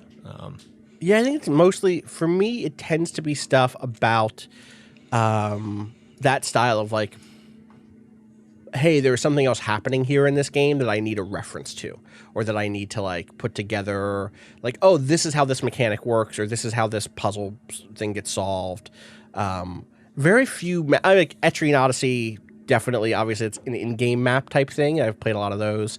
But I don't have a deep history with computer RPGs where I'm doing map drawing in that way. Right, yeah, I had a NES, but I didn't play a lot of games that the Wizardry series. I didn't play like Metroid, that. right? Okay, So I played Mario. Sure. I don't think I even played the original Zelda. And there's a lot of trying to get through the sewer of Teenage Mutant Ninja Turtles and failing to get through the sewer of that goddamn game. By the time I want to say the closest thing, I didn't take this map, but the famous sequence from Battletoads when you're on the jet bike or whatever that is, which is just incredibly hard. Could not beat it on our own. And I not smart enough for me and my friends to write down, make our own map. But Nintendo Power, one of the coolest things they used to do every month was they had these a section, the strategy section of the magazine would have these fold out pages that would show you the whole map of an area, the whole world. And it's a way for you to reference what was happening. And they did that for Battletoads one time. And it was just straight up, here is that whole sequence broken down by squares, because you're going from one screen to the next, and so you can actually grid it out. And so I remember the reason we never beat the game, but we did get past this section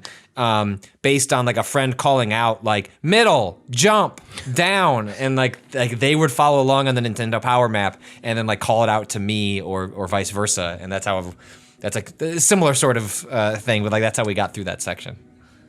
I have a weird one, which is the DS tactic. Tactics is even wrong. It's like a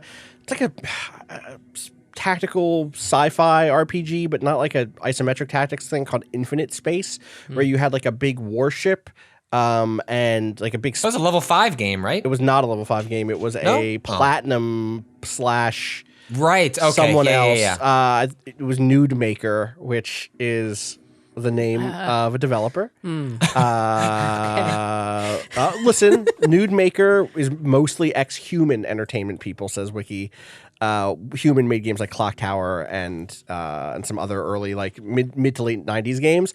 They as Nude Maker, they did make some stuff, but they also made Steel Battalion and Infinite Space. You know. Anyway, the point is that game had like shipbuilding as a mechanic and lots of like that was the focus of the game, and so there was a lot of me taking notes on like different ship designs I wanted to try out, or like doing math as to like what was like a good like a piece of equipment to put on my mech stuff, or not my mech, my ship. There were mechs in that game that you could unlock eventually. Anyway, yeah, like that was an example, but that's like all like math. That's like a different thing than a float than like a map of the game, you know? And then obviously note taking as a journalist or as a critic is like such a different thing. I do wish I knew what was the video game I took the most pre-review notes on.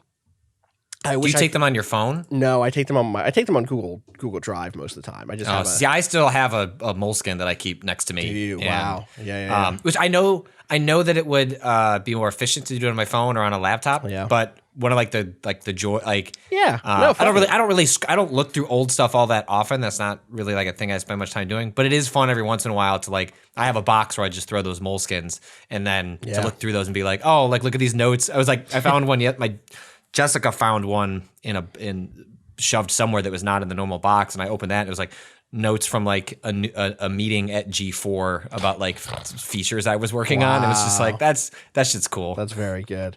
Yeah, I wish I could just quickly pull up all of the notes I've ever taken and be like, wow, I have a lot on this fucking bullshit nothing game. Lore Reasons notes. You know, I could have taken more notes on Lore Reasons. Yeah. I could have done better. If I'm being dead ass honest. But also part of Lore Reasons was not taken. Yeah, 100%. If you want a little bit of the special sauce of Lore Reasons, it's confusion was the point. That's true.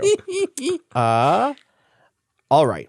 This next one comes in from Rich, who says, Earth is about to be obliterated. Only 4 hours remaining. Unfortunately for you, you've been locked in a bunker and have no access to friends, family, or your worldly possessions. You're alone with inevitable death in 4 hours. Fortunately, the bunker has a high-end computer with access to every game currently released. Stadia. Not Stadia. This is 4K, 60 frames a second for real. Yes. Over the course of those final 4 hours, what game or games do you play and why? Bonus question, at which specific game moment does the clock hit zero and the world end? 4 hours. I like the 4 hour time limit here. I like that this is not a post-apocalyptic scenario. This is not you have one game, your desert island game. This is you can play 4 hours of any game. But you're picking one game. It does seem like I think you have to. I think for the situation to make the most sense has to be pick a game. Yeah.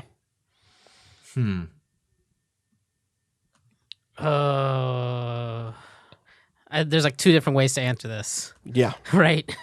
Wait, are there? Wait, what? One of them I feel is like there's 1,000 different ways to answer this. I just mean like there's two games. I'm thinking of this in two ways. No higher sword or shield. The highest number is 21. No, sorry. I guess what I meant is I'm thinking of this in two ways. Yeah. There's the like what would be funny? What would be like a good like and then the meteor hits right when this happens.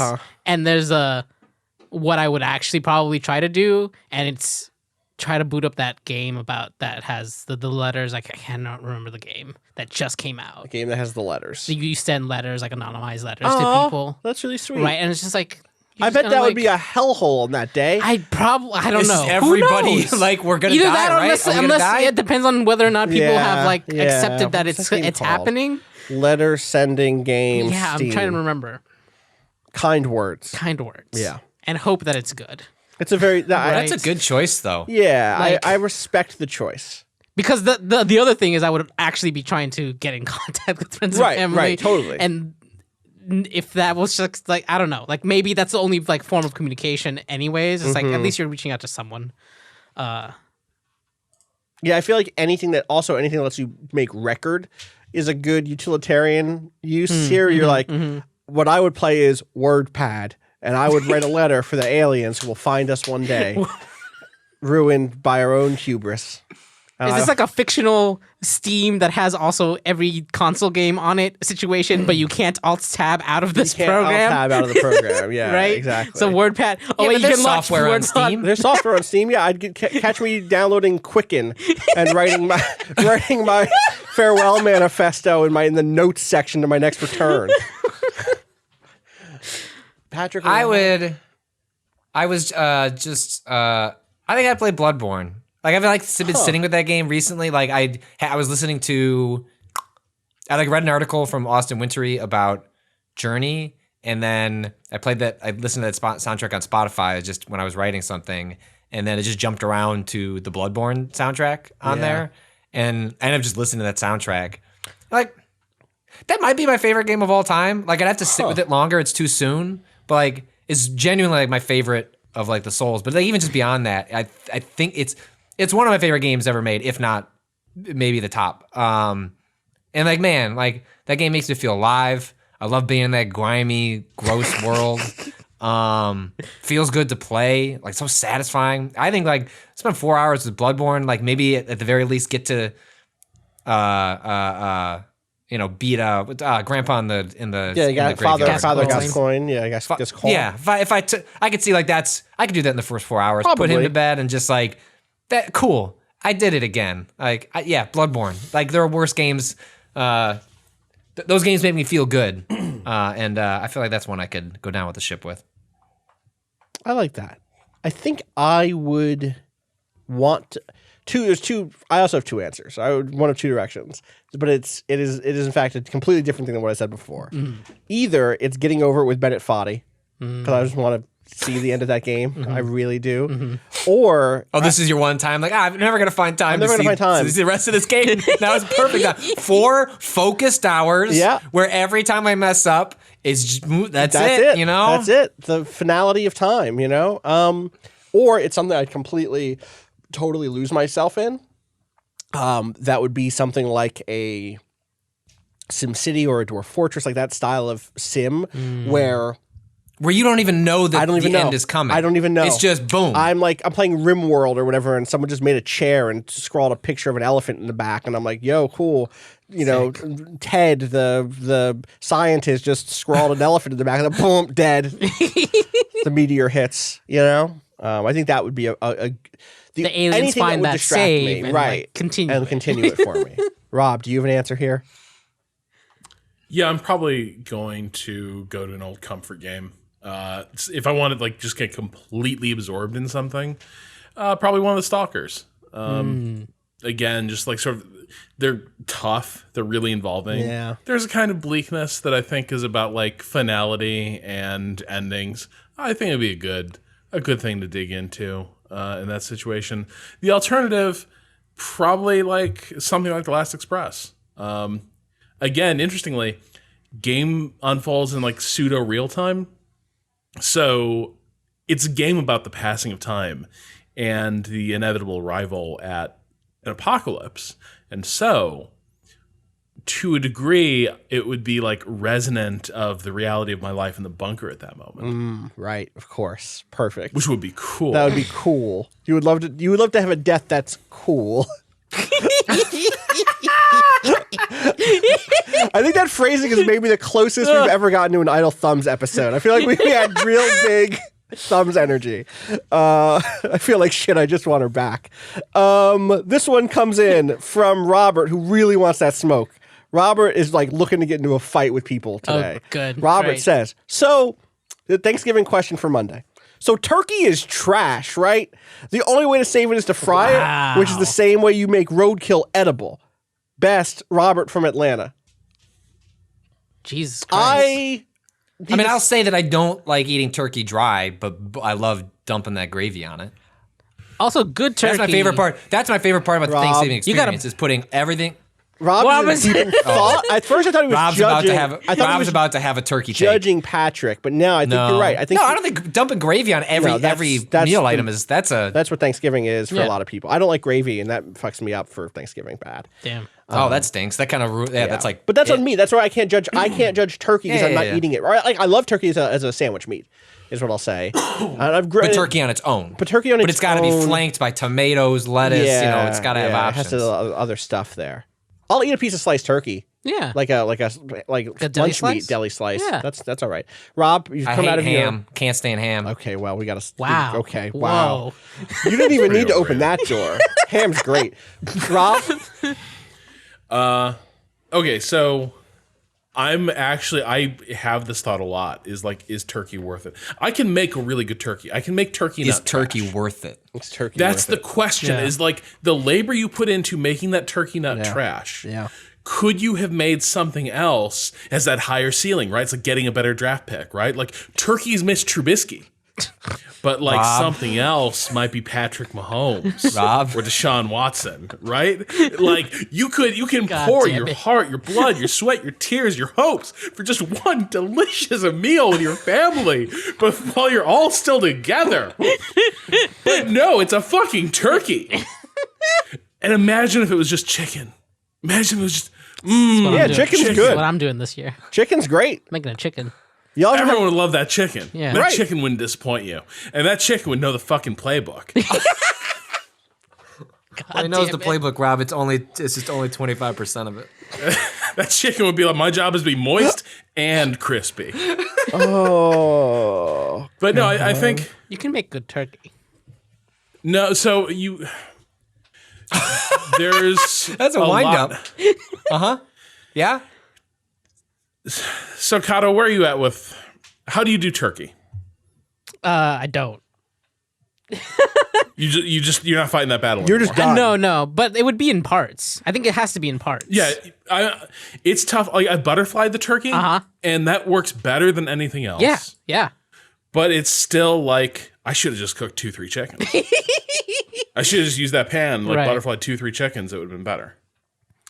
So I think I'm in a weird place with turkey. Like I can make turkey not trash, but I think it. I feel like dark meat on turkey is better than dark meat on chicken. And I like dark meat, so I'm here with turkey. But I'm not. I understand the rest of it's kind of trash.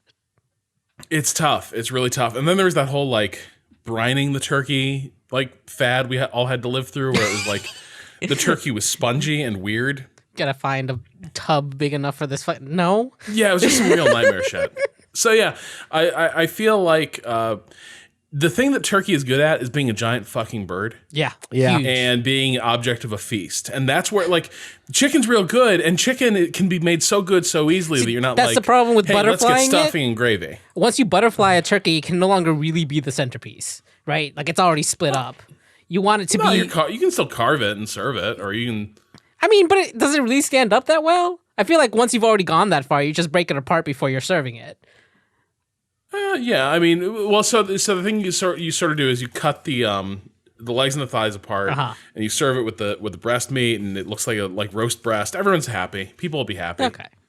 But I think the main thing is turkey's giant. It's a feast object, and it encourages people to be like, go ahead, pour that gravy on over it, and they'd feel guilty doing that with something as like every day is chicken.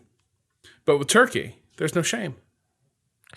We do duck and chicken, depending on... Duck? Interesting. Yeah. It's just some sort of bird. Yeah, sure. Duck's good. Duck's good. I turduckened once. Did you? Once? How was that? It was a curiosity. It wasn't really worth it. Yeah. Again, too much work. Yeah. Like, this is the thing. Man, I don't like Thanksgiving. Like, I don't like any part of Thanksgiving. If I'm being dead ass, seriously honest, like deeply dislike it from a historical anti-colonialist perspective, from a like bad memories of every Thanksgiving being fundamentally gendered in a way that I hate and that like always got under my skin, but like also that's like personal gender feelings of like I never felt masculine enough to like hang with the boys. Like that never appealed to me in that way. But also just like never, like it just never, none of the day has ever been a thing I've enjoyed. And I like put on a good face and like my parents are probably listening to this and I know that both of my divorced parents separately love Thanksgiving. And it's like, I'm going to put on my best face and like try to be happy during it because the part of it that I do still care about is like seeing people I care about. But it ends up being like, I would rather do anything else with you than this. I would rather go to the movies with you and then talk about the movie we saw. I would rather go like watch a TV show together or go cook a different meal together of food I actually like a lot or go for a walk on the boardwalk even though it's cold. Like a billion other things I would rather do. And then to top it off with a meal where like fundamentally I don't want a big meal. I just want to eat dinner with people. And I don't know. I'm just not built for holidays in this way. And this is not a drag on people who enjoy big holiday dinners, but like it is just it's food I'm going to eat and then shit out in 6 hours, 3 hours, whatever. Like I would rather, and if that's the case, I would rather be my favorite food than the thing that has been canonized as the holiday food. It's, for me, like a ham, I actually like ham enough. This again comes back to like me just not liking turkey that much and not liking gravy. Like a nice ham actually does make me excited. It's like, oh wow, like someone did a really nice thing with this ham, blah, blah, blah, blah, blah. So that helps. But also you can just have these foods. These are foods that are available to you year round if you like them that you could get. Anyway, I'm sorry for being a Grinch, but like it is, I'm just not this person. Two things. Let me sell you on two things with Thanksgiving. Yeah. One, great time to really reflect on family grievances.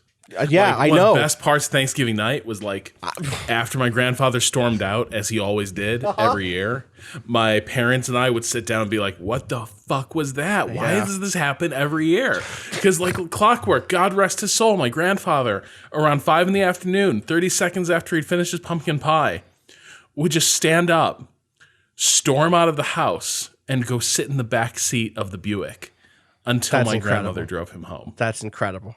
And that was how it always broke. That's how Thanksgiving always broke up. And it was like every year it was like, maybe it'll work out this time. And like, no. Like it was like, the little like pop out thing where the turkey was done. That was my grandfather saying Thanksgiving was done. It was just like, ping. Damn. Time to go. Fuck you all. Yep. I'm leaving. He'd sit there with his arms folded. But it was great because it was a really good moment for us to reflect like, man, we are so dysfunctional in predictable ways. Like this is never going to change. Yeah, really good. There was definitely always that style of accounting of like of misdeed on my I was gonna say on my dad's side. That's not true on every side. That style of like, but that is like it gets under my skin. Like I just don't have I don't find the joy in that style of reflection. I wish I did because it is such a tradition.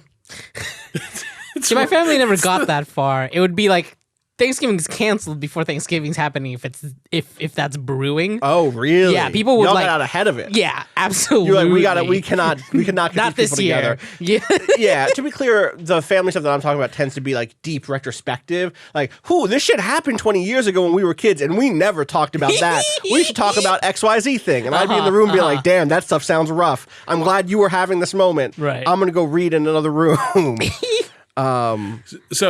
But the other thing I do love about Thanksgiving was leaving the Midwest and being far away from family.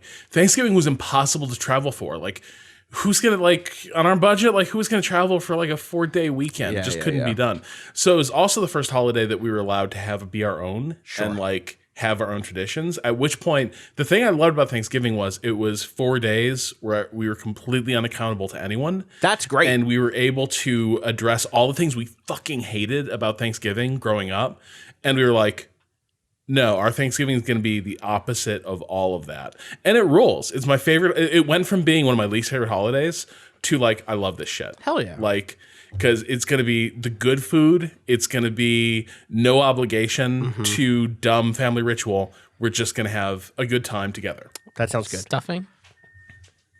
See, I don't like stuffing either. Like this is At it. all? Like at all. At all. It like makes me gag a little bit to think about.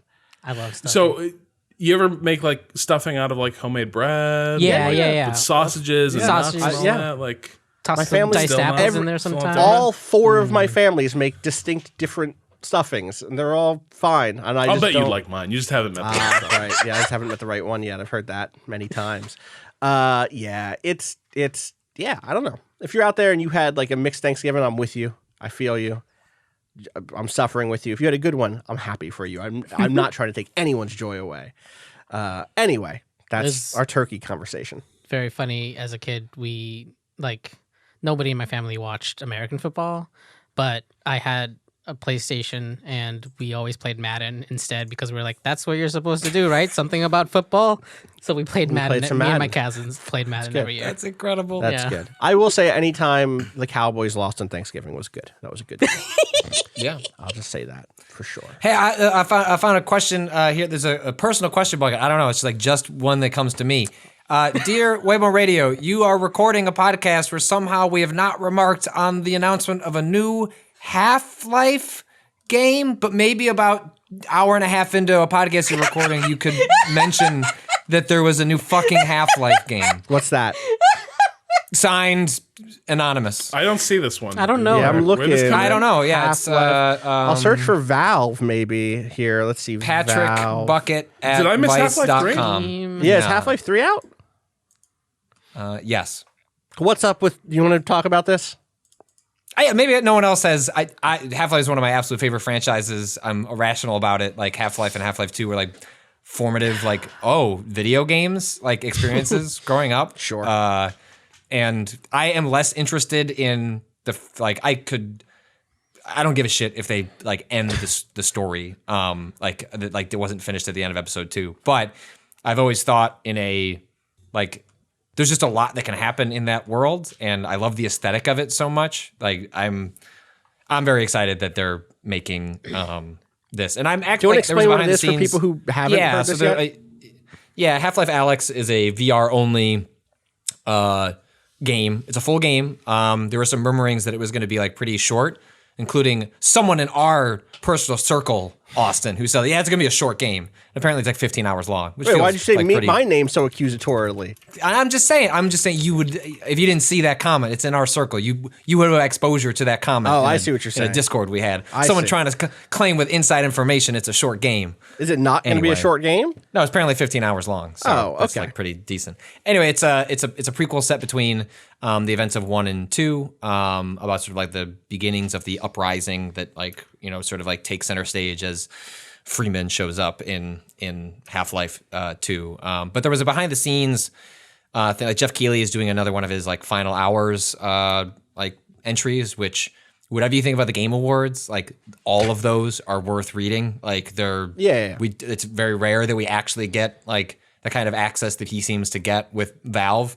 I mean, it's wild to think like his first final hours that he wrote about Half-Life, which was for GameSpot back in the day. He wrote that as a sophomore in college. Like it's just wild. Go. I don't know if it still exists, but go look up the Google archives for Game Slice, which is Jeff Keighley's old gaming website, way back in the day when he was a young reporter. Anyway, he did a video kind of like talking through the announcement with a couple of the people who were working on the project. And I think it's Robin Walker, who has been at Valve forever, and including like several of the team leads on Alyx are have been there since Half-Life 1 or Half-Life 2. Like they've been at this company forever. And there's a comment where like Jeff kind of pushes them on like, all right, well, what does this mean? Like, would you do a Half-Life 3? Like, where does this like change the equation on Valve? Like having essentially ditched a conclusion to a story they promised over a decade ago. And I think it was Robin Walker vocalized basically like, well, we waited a long time, and then the idea of Half-Life 3 was legitimately terrifying, and so we just didn't do it. Which is like a kind of honesty I wish the company had just said a long time ago. I think would have addressed a lot of the underlying anxiety that like fans got annoyed as like Valve went on as a studio and just pretended a thing didn't happen. Like it was just like like there used to be interviews where like Gabe Newell would talk about Half-Life 3 in literal coded language. He did an interview with Jeff Keighley ages ago where they talked about the status of Half-Life 3 without using the name Half-Life 3, which is like the ridiculous hoops that like this whole thing has gone through. And so like the fact that like there was a comment from them validating, which is like a very understandable thing where like you get 8 years separated from a thing. What even is a Half-Life 3? What are the expectations that go on that? It's easier not doing that. But actually vocalizing that and them kind of like backdooring their way into a Half-Life game I'm really excited. Like, I think it looks tremendous. Like, it looks really cool. If you like VR stuff, if you're a Half-Life fan and you're not into VR, this sucks. Like, that you're not going to be able to experience some form of continuation. But I'm really excited to see what that whole thing is. And the trailer they showed, other than just being really cool looking, because aesthetically, City 17 looks awesome with like new tech.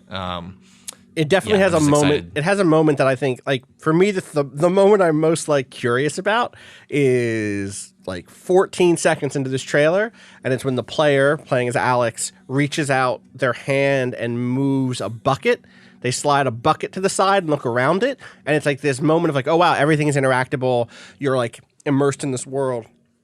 And I'm curious if that is the sort of behavior that is to be expected from players, or if that is a great trailer moment.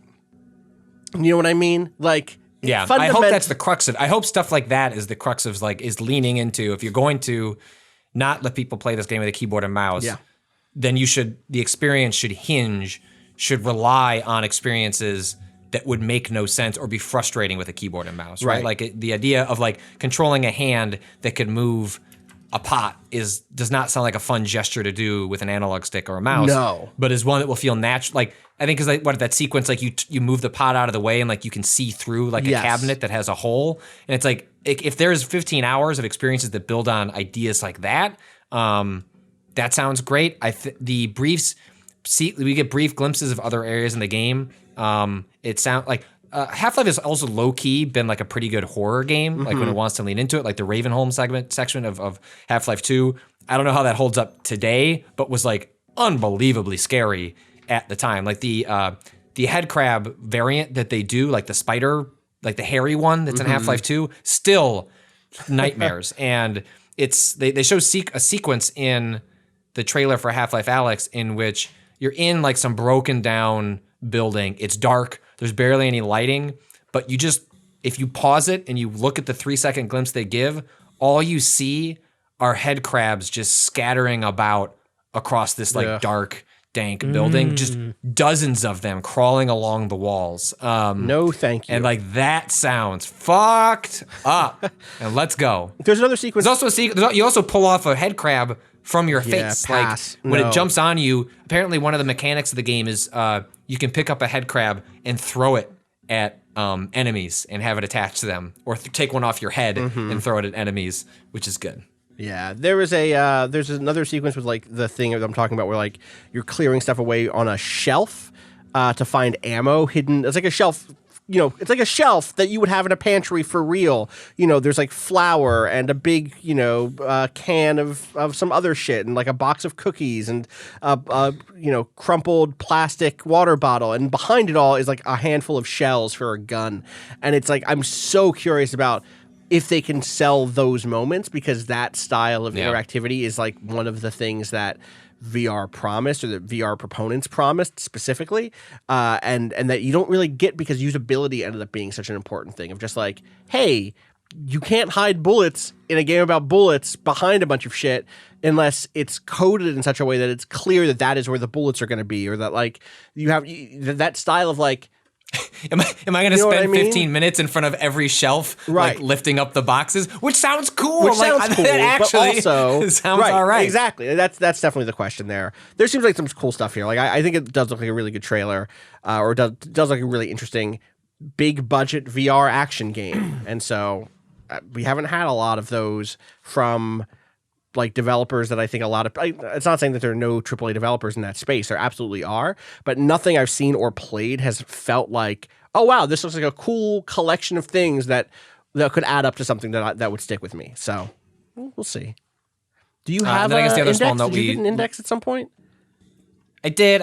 Valve, when they launched the index, Valve has always taken the approach that they're gonna the hardware they either are involved with to build themselves is always on the high end. So like when the first Oculus came out, and that also came around the same time that the HTC Vive came out, because that was Valve partnered with HTC to build the Vive. I ended up spending I was really into VR. Like, I've cooled on it. I'm still excited about the tech, but like I was like all in on day one. So I bought a Vive. Like I spent like, $800 of my own money, like on the full like room setup because I knew I was gonna be buying a house not long after that came out. So I figured I'd just invest early. And then the Index is a brand new one that I believe is all Valve. Like they made the Index and handled that from start to finish. And that with the Knuckle controllers, which is they're like high end, finger controllers. That's like $1,000, I think, to purchase the whole thing. VR, but this game is not exclusive to that. I know most people should be aware of that. But if somehow you aren't, like you can use this on any VR setup. Even the Quest, on any even controller, the Quest, even the Quest, which you can plug into a PC. But then you're going to need a PC that can run VR games. That's strong. Like it's just so expensive still. Like I don't.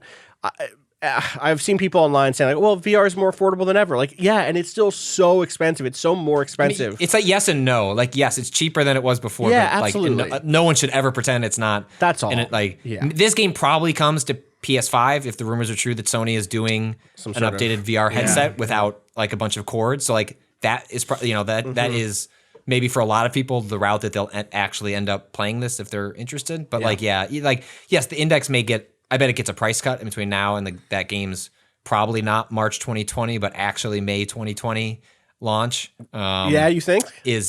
I can't. Yeah, I mean the rumors pegged that this game was supposed to come out this year, and that the March was a compromise. There were a lot of rumors that this game was going to come out in December.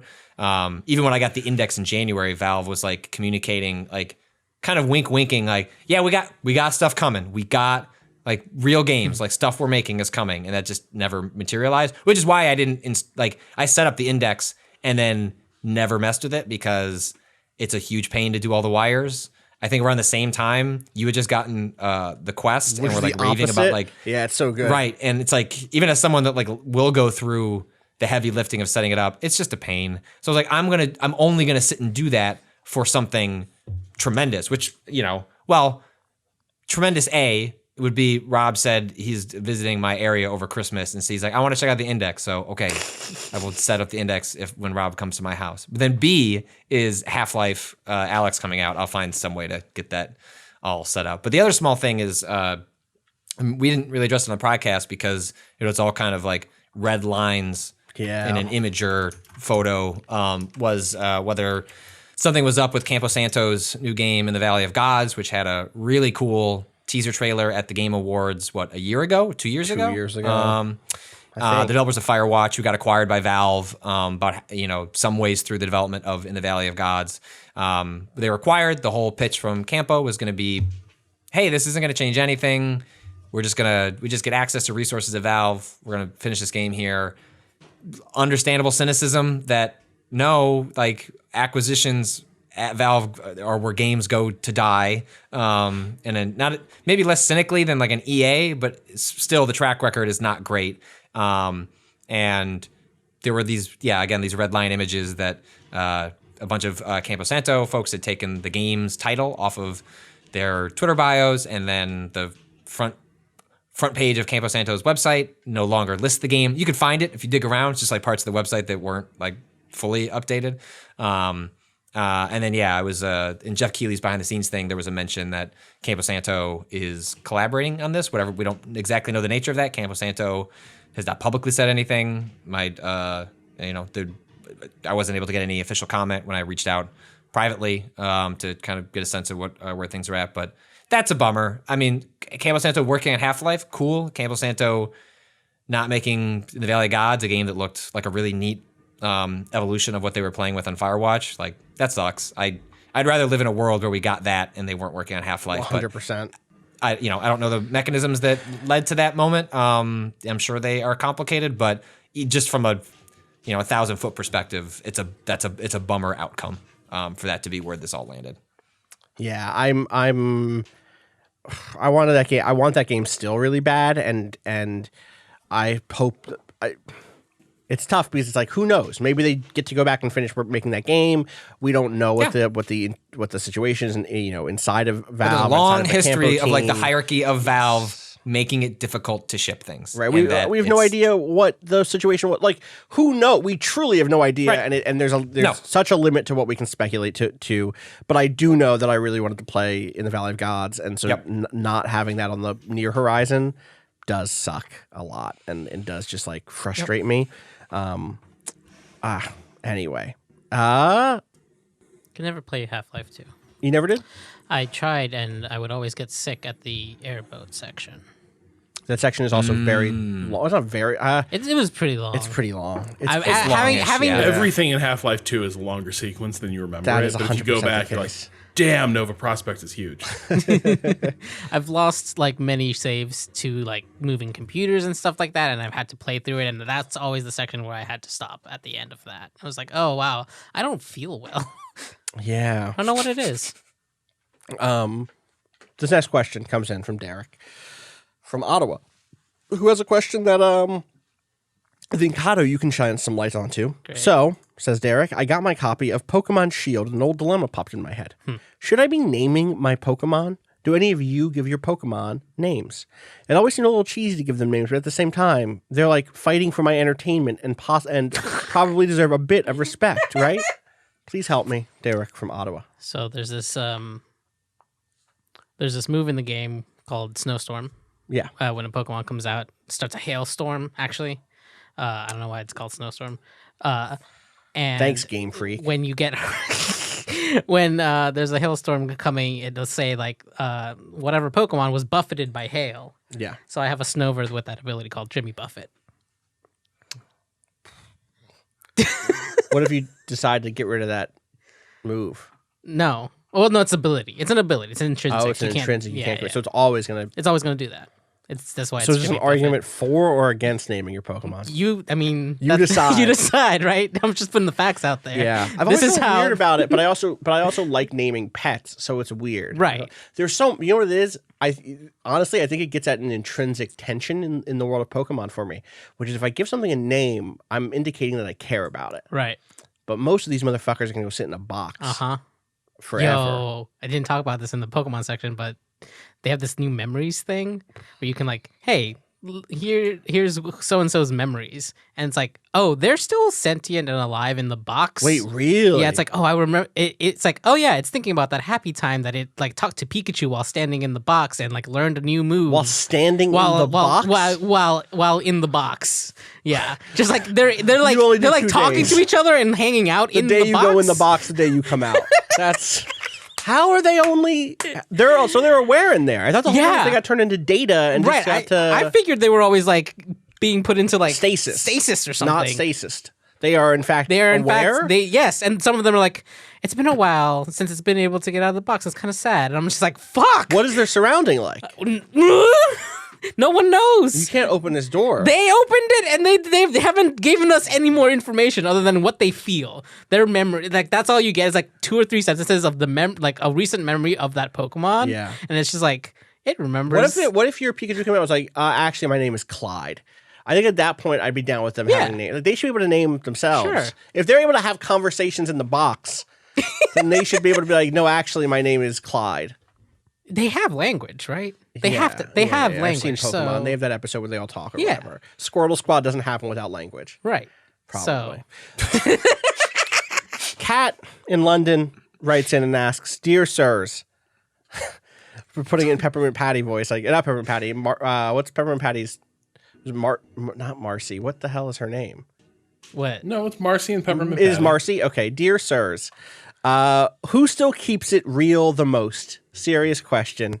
Your fan, Kat in London. Rob Zachney still keeps it real the most. It's not on this recording, but I put on these headphones today, and Rob was looking for a fight. Rob was like fucking. Had to delete some sections of the podcast. I'm gloves sorry. off. I was just keeping it real, though. You were. Who keeps it real the most? Rob Zachney. Rob Zachney keeps it real the most. Rob Zachney wants that smoke. God damn. Don't fuck with Rob Zachney. That's all I'm saying. Asked and answered. Ask and answer. My answer would have been Patrick, though. Why? Because you'll be like, I have thoughts, feelings, all these like cloud of ideas and notions and contradictions and ambivalences. Mm-hmm. And Patrick, like a hot knife, will be like, slash. Just do this. Just do this. Just Or boom. Here it is. Ship it. yeah. Or why are you even wasting time on this? Who gives a shit? Talking yourself in circles, man. And it's like, God damn, he got me again. He did. It's He got me again. It's true. Patrick, who keeps it the most real? I don't think this has to On be a about podcast? us. I don't think it did not technically say that. Yeah. Yeah, I was gonna say I don't know. Like I just got nominated. Now I gotta nominate someone Rob else. Zachney is still my answer, even in the wider. Yeah, that would be my answer too. Right? Right. I'm trying to think outside the realm of who keeps it real. I don't know. This is big. I need a context. What am I picking out of? What's the bucket? of people. Who keeps it the most real? You know what's keeping it real? Is you're debuting your new electric truck. And you're like, am I going to just show you some shitty scripted demo? And you're like, fuck no, that ain't real. Throw this here. You know what's throw this in real? the window. People fucking pitching steel balls. That's real. You know what's real? Vandalize this fucking truck. You know No, what's do it. You know what's real? Not having doors that crumple safely. That's real. God damn it! Fuck out of here. Fucking bullshit. Someone's mad. I'm not. We're not doing it. You know who's real? The people who I'm on an academic games like newsletter thing. Not like a newsletter. What do you call it? Like a listserv, basically, right? And I've been on it for years. For years, I've been on this listserv, and it has never sent me emails before. And today it started sending me, like, it was a thing I could go check a website. I must have had a box tick that was like, don't send me emails. Don't even send me the digests, or maybe send me a weekly digest. Today, and I think this has happened to a lot of people, it just started emailing people. And there is like a long thread today from a bunch of games academics, but every third or fourth thing is someone be like, yo, unsubscribe me from this bullshit. I don't care about your research. And they're keeping it extremely real. I love it when there's academic beef. You still have no answer, Patrick? You know what keeps it real is I wanted to write an article. I spent it on Friday afternoon. It's just like me. That's usually me just sending emails and like seeing if I can get stories rolling. And I'd seen a couple of times. So we haven't talked about Shenmue 3 because none of us give a shit about Shenmue. That's Oh, not okay, shaded. wait a second. Whoa. What? I give a shit, but it's not a shit where I'm going to play it. Okay, but that's what I mean. I'm not gonna let me believe feed any this. of it. What kind I'm of not shit throwing- is there cannot for a wait. game? Hang on, let me do the Klepek thing here for a second. Yeah. Austin, that means you don't give a shit. I absolutely give Yeah. a shit. I You just don't. I absolutely give a shit. respect Like the the idea- fans of Shenmue. No, I Yeah, cannot great. wait So to do watch I. my friends play through all of Shenmue 3. I've watched them play Sure. through all of Shenmue 1. I'm watching them play through Shenmue 2. Run Button is Okay. doing a Let's Play of it. I cannot wait to watch it. I also think that it's better for the Smiling world. approvingly from a distance. I will buy Shenmue 3. I would love to. You know what? I'm going to go home and buy Shenmue 3. I'm going to give them money for this. I'm going to do it right now. I'm on Steam right now. I'm buying Shenmue 3. It's how much I care. It's on the Epic Game Store. It's not on Steam. Well, then I can't give it. Is it free for us? A true fan would No, do it's that. not, Austin. It's Oh, well, then not. I'm We gonna did not get the email They that didn't, says they it's didn't free. put it on the press. They didn't put it on the press list. No, Shenmue is not on the press list. That's very funny. I'm gonna buy it. Austin's out here like, yeah, I'll just go buy Shenmue on Epic Game Store That's when how he's much I secretly just care redeeming about a it. free copy of the game. I think it is good that Shenmue 3 exists. I've already watched some gameplay. Yeah, sure. It is incredible. The thing that they have made That's the thing. Yes. So I saw these clips going around where the voice acting in this game is amazing. It's In that amazing. it is clearly, well, I don't know. It sounds, if this game accomplished nothing else, the voice acting sounding like it's taken from like 90s stilted, who knows who was in the room giving any kind of direction. Like, it sounds like it's bad voice acting from the 90s. But if you look up the voice acting cast, it's people who are capable of doing, like, it's not like it's just, they found like the people in the studio get in front of a mic and you end up with mediocre voice acting. And so I was like, that's actually interesting. Like, I bet there is a story in how do you, if the game's goal, and if the explicit goal was to capture that kind of voice acting, I'm curious how the audio director did that. Because there's a technique to that. There's an approach to get people to get a certain affect. And sent like this email to a PR person who who I knew well enough to be like, all right, so like, I'm not saying the game's shitty. I'm just saying like they were, you know what I'm I was like, you know what I'm trying to say about like, the voice act? And they're like, yeah, I get it. And I was like, could you pass that along? Like, you know, I'd like to see if I could set up a request with whoever would be the most appropriate person for that. And they're like, yeah, sure. Immediate response, no, absolutely not. They have no interest in doing that. I was like, cool, really? keeping it real. Keeping it real. Don't want to talk about that. Yeah. I think that they sent out codes extremely late. I think they knew they were going to get no favors from the press over this game, and that they know it's a game for the fans, can be interpreted in a lot of different ways. Maybe it excuses a bad game, but as long as I'm also of your position. Look, if the people who wanted to see Shenmue 3 exactly as it is, good for them. I'm not. Shenmue 3 doesn't need to be for me. I know there's going to be. No, apparently it's incremental progress of the story. Yes. With the end being, hope we get to make Shenmue 4. Wait, my guy doesn't get his revenge? Of course not. It was always supposed to be like a 9-part series. More than that. I think it was 15 at some point. May have been, yeah. Then it was like 11, and now he's hoping he gets to make 4, and he's not even promising he'll finish it in 4. The audacity on Yu Suzuki is admirable. Did you know who's keeping it real? You fucking Suzuki, who says, I waited 20 years to make a sequel, and I'm not giving you any sort of closure. None. Let's do it again. Let's do it again. Let's get it. That's real. There was I want to say, I thought it was Brandon Sheffield who had a thread about the voice acting in that game. He might have been the person that like tipped me off to why I thought that would be interesting. I'm going to just read from this thread, Necrosofty on Twitter. So with that Shenmue video, see below, I do understand how some of this happens. This being, so there was a clip that was going around that was basically like Ryo, the lead character, asking a question, someone answering the question, but basically Ryo is like, hey, I'm looking for these thugs. Have you seen any thugs? And then instead of just being like, no, the person who is instantly just furious. Losing his shit. Is it because I did like a kind of perfect Ryo that I didn't know I had a pocket Ryo? He goes, I'm looking for someone named Yuan. And then the guy goes, no, he goes, no, I haven't. And it's like, I didn't even say, have you seen Yuan? For you to say, no, I haven't. And also it's just like the affect is all over the place, etc. And so Brandon basically says like, he says, I directed the VO for a game with a big Japanese company with a team of 40 plus and a big Japanese publisher behind it. I was trusted to do the work, but the team wanted to watch and listen in, so they were in their pajamas watching on a live stream while I directed the actors. One of the actors in particular was giving me trouble. She was a traditional TV actor and hadn't done voice work before. Since this was a video game, she was overselling everything and speaking just the most bizarre manner. She'd say things like, "They're over there!" I kept having to tone down her wild intonation, especially on the barks, which is like when an enemy goes like, they're over there, or whatever, and say, imagine you were really saying this to someone who needs the information. Anyway, on one particularly vocal gymnastic read, the live stream folks asked if they could talk to me for a second. They were very polite. Can we ask you what was wrong with that one? And I realized all at once that since English intonation is so different from Japanese anyway, English sounds really bouncy by comparison, they just figured that more bounce meant more emotion, which meant good.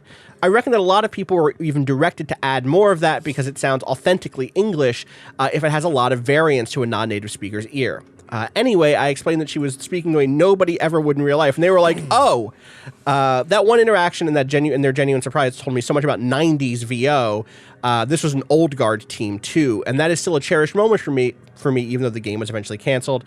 So back to Shenmue 3, I understand the mechanics of how you get stilted performances, and I also understand the difficulty of linking up all possibly replies in translation, etc. What I don't know is how you do it the exact same way as Shenmue 1 20 years later. And I say, you go out of your way to make it, just keep it. Right? Yes. Yeah. That was my operating theory on why I thought it'd be an interesting story. It's like, this is a remarkable accomplishment. It's equivalent to put on like a voice acting filter, but you have to accomplish that through like technique and coaching because that seems really hard. I suppose it's possible. It seems really hard. Or they recreated the exact same circumstances that Brandon is speaking to. Totally. Which is not how this stuff is recorded. You know, go read any interviews with like 8-4 or other folks that are involved in localization and help Japanese companies do their English voice acting. Like there's a reason it's a lot better these days and much more natural sounding. So yeah. Anyway, it's Shenmue PR, keeping it Shenmue real. PR. I just want everyone to know I have purchased Shenmue 3. Okay, Great. That's God done. damn it. I've made the purchase. Great way Glad to the go. code was still valid. I spent $50 on Shenmue 3. Supporting Shenmue 4. Austin Thank you. Walker. I cannot wait for Keeping it Shenmue real. 4. But I do love that Shenmue just sounds like what if Death Wish was real? Where it's just like, oh, I'm so angry, I'm gonna fuck people up. And it's like, where are these criminals? Shit. God. Where do I find these criminals? I cannot fucking wait till Lon You seen the dies. criminals? God. One more question before we go. How do you Want to be in the era where we were still live streaming and we played Shenmue 3? It would I have been know. great. Wouldn't it have been so good? This Wouldn't is it have what been I'm great? saying. This Look, is- you know what? Here, it's a gift hey, to the culture. no promises, but at some point we will all be in a room together again Yeah. and we will live stream something. I don't know when that day is, but Or where it'll happen. where it'll happen. But Who's room? one day, In here. this group of people will play Some cold. Cold. Although I guess you'll have seen Shenmue 3, but the rest of us. Yeah, the run button has not yet started the Shenmue 3 Let's Play. That'll be a free Let's Play. They're also doing a Patreon one for 1 and 2. So maybe they won't get to it yet. They're in the middle of 2 right now. I've seen them play a lot of Lucky Hit, which is like... Shenmue 2 has a thing where you need lots. So Shenmue 1 takes place in Japan. Shenmue 2 takes place in Hong Kong. 1, it's pretty racist. It's pretty... anti-Chinese, like it's a lot of Chinese stereotypes. I think a lot of people don't think a lot about like East Asian, racism against different East Asian groups, between East Asian groups. And also just not be aware of like what stereotypes to be looking Exactly. But boy, it is a lot. 2, you're just in Hong Kong and you don't have any money. You just like showed up to find the killer of your father because you're driven by an eternal and immortal lust for justice. And you have found the dragon mirror, of course, by now. And so you're in Hong Kong and you have to make money to like stay places, like to get like a place to stay in. And one of the first jobs available to you is to run a game of Lucky Hit, which is like pachinko from Price is Right, where you just like, you're doing competitive pachinko on the streets of Hong Kong, and your job is to be a barker, like one of the people who stands next to a carnival game, and it's just Rio going, would you like to play Lucky Hit? Hello, would you like to play Lucky Hit? How about a game of Lucky Hit? What is this game? Would you like to play Lucky Hit? Remake Carnival, but with Rio. It's incredible. And then someone comes over and beats the shit out of you in Lucky Hit. Like, they're just gods. They're like, I know how to pachinko. And Rio is like losing money and you're in debt to the motherfucker who runs the Lucky Hit. You don't own a Lucky Hit thing. You show up, the guy, you're like, franchise this Lucky Hit. You go to a tea house or whatever and you're like, do you know where I could get some work? I'm looking for money to stay at an inn. And somebody goes, oh, you should go to, I'm not going to do the accent because it is bad. You should go talk to this person at this alley. And you go to the person, he's like, this is my Lucky Hit, alley. It's where I run Lucky Hit games. Here's $300. I expect you to double this and you'll get pay off of whatever you make from other people. And Rio goes, okay, that sounds like a good idea. And then you run it. And it's just like you lose over the time, real-time clock or whatever, so it's like slowly becoming nighttime. And these fucking walking home motherfuckers come over to you and like, yeah, I'm great at Lucky Hit. I want to play on hard mode where I take all your money. Shenmue 2 is a gift. It's great. Also, you do karate sometimes, I guess. I'm Am so I excited. mistaking it, or is that also the game with the forklift? Shenmue 1 definitely has a forklift. That's a late game job in forklift Shenmue is 1. Shenmue, Gotcha. There's some forklift races in that game. There's also a dude named. Have you never seen? Oh, Like my never, God. literally, I've never. People should go watch either the Run Button Patreon, both the Run Button Patreon Shenmue 1 playthrough, which is on their Patreon, or contentburger.biz, an all-time good URL, or the Giant Bomb Endurance Run. Also a subscriber thing. I thought Vinny played Shenmue. Vinny, Dan, and Alyx, I think, all played it over at Giant Bomb. Fantastic playthroughs, both of them. You get a lot of good characters in that game. Amazing for its time. An important game, but also Absolutely. anyway. One last Hey, question. voice here. director, audio director, reach out. Please reach out. I want to know. Come through the channels. Also, voice actors reach out. You know what I'm saying? Yes. Like, if you got to tell us you got to tell us sideways, we can put you in that anonymous thing. We'll Wink, do that wink. voice filter. We'll get Rio being like, Have you seen some sailors? You know? That's, do you know where I can I saw find- the sailors. I saw the sailors. It's just the new game. I watched the Giant Bomb quick look of it, and it's just the same shit. He's like going to people. Do you know where I can find some thugs? And like, you can't just say it like that. Have you seen any thugs? And people are like, yeah, go down the sunflower patch, mister. And like, all right, thanks, little kids. Anyway, N writes in and says, hello, Waypoint. I hope your Monday is going well so far. My question, this is our final question for the day. What is your favorite holiday treat? End of year. It is snowing probably because of where the four of us live, our three locations. Favorite holiday treat. It's a little chilly. Maybe you go out for the treat. Maybe you stay in, you make it yourself. Okay, I got it. I knew you would. I had faith in you, Rob. Rob Zachney, Okay. favorite holiday treat.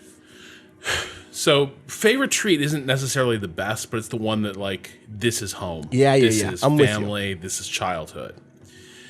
My mom got this recipe years and years ago, I do not know from where, for chocolate chip bread. Ooh. And it's just a really eggy, yeasty white bread that is rolled into almost like a jelly roll, like spiral. Yeah. With chocolate chips on the inside of that spiral. And so it's like cinnamon bread basically, but instead of just like thin layers of cinnamon woven through the bread and sugar, it's chocolate. And it's not too, like, once you've like just figured out how to make the bread, you can just start refining and getting better at it, and it turns pretty easy. But it is such a good holiday treat. I only make it this time of year. Like the chocolate chip bread season like begins Thanksgiving weekend and is basically done by like, you know, January 3rd. Yeah, you got to be done by New Year's, right? Yeah.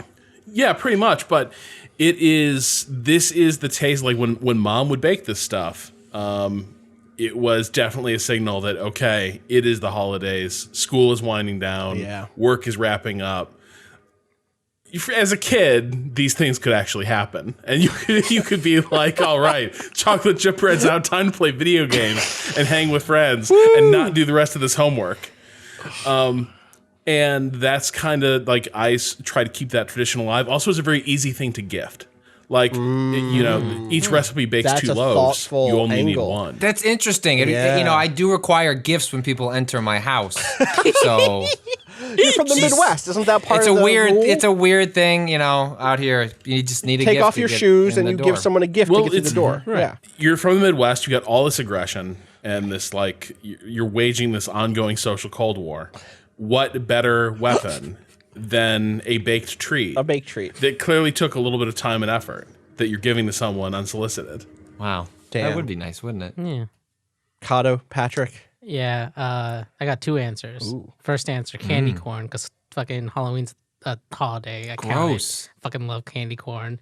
I Y'all once could ate fucking way fight too me. I much don't give a candy fuck. corn. Ugh. And it made me sick, it was stomach sick, but not stomach sick where there was like any exterior anything. Like there was I just felt bad for like a week. My friend Art and I like split a bag of candy. We were like up late playing like D&D or something in college. And we just went through a bag of candy corn together. In like it was like 2 nights in a row. It was like one of those things where it was like, that's too much. it's too much. And we fucked up and we were college I buy kids. like a bag at Halloween. And then it'll last you a month. Excuse me, like a year. Oh, okay. Well, why are you eating when are you eating candy corn? Just randomly. You always eat candy corn in May? Yeah, absolutely. All right, well then here's the thing. Look, here I get a big bag. you I get a big you bag. just disqualified this as a holiday treat then. It is a holiday treat. No. I can have it year round, but it's If about you're that eating it holiday. If year-round, I want to no, remember, no. if I want to remember Halloween a little bit, get a little bit of that spookiness back That's in my life. not a holiday I'm picking treat. it up. Okay, this is why I had a second answer. Okay, good. I'm Which glad. is this is kind of a boring one, No, but it's that's- legit. Can you tell I'd us you rather- like Peeps too? Fuck off. Peeps suck. Peeps suck. Peeps Good, suck. all right. Put it in the That's- air. Just making sure. Are we all on board? Rob? Do peeps Rob, peeps? Peeps. I rather like them. Fuck. Contrarian to that. Also, you throw a peep in a microwave and it goes like, and now you get like crispy little s'more.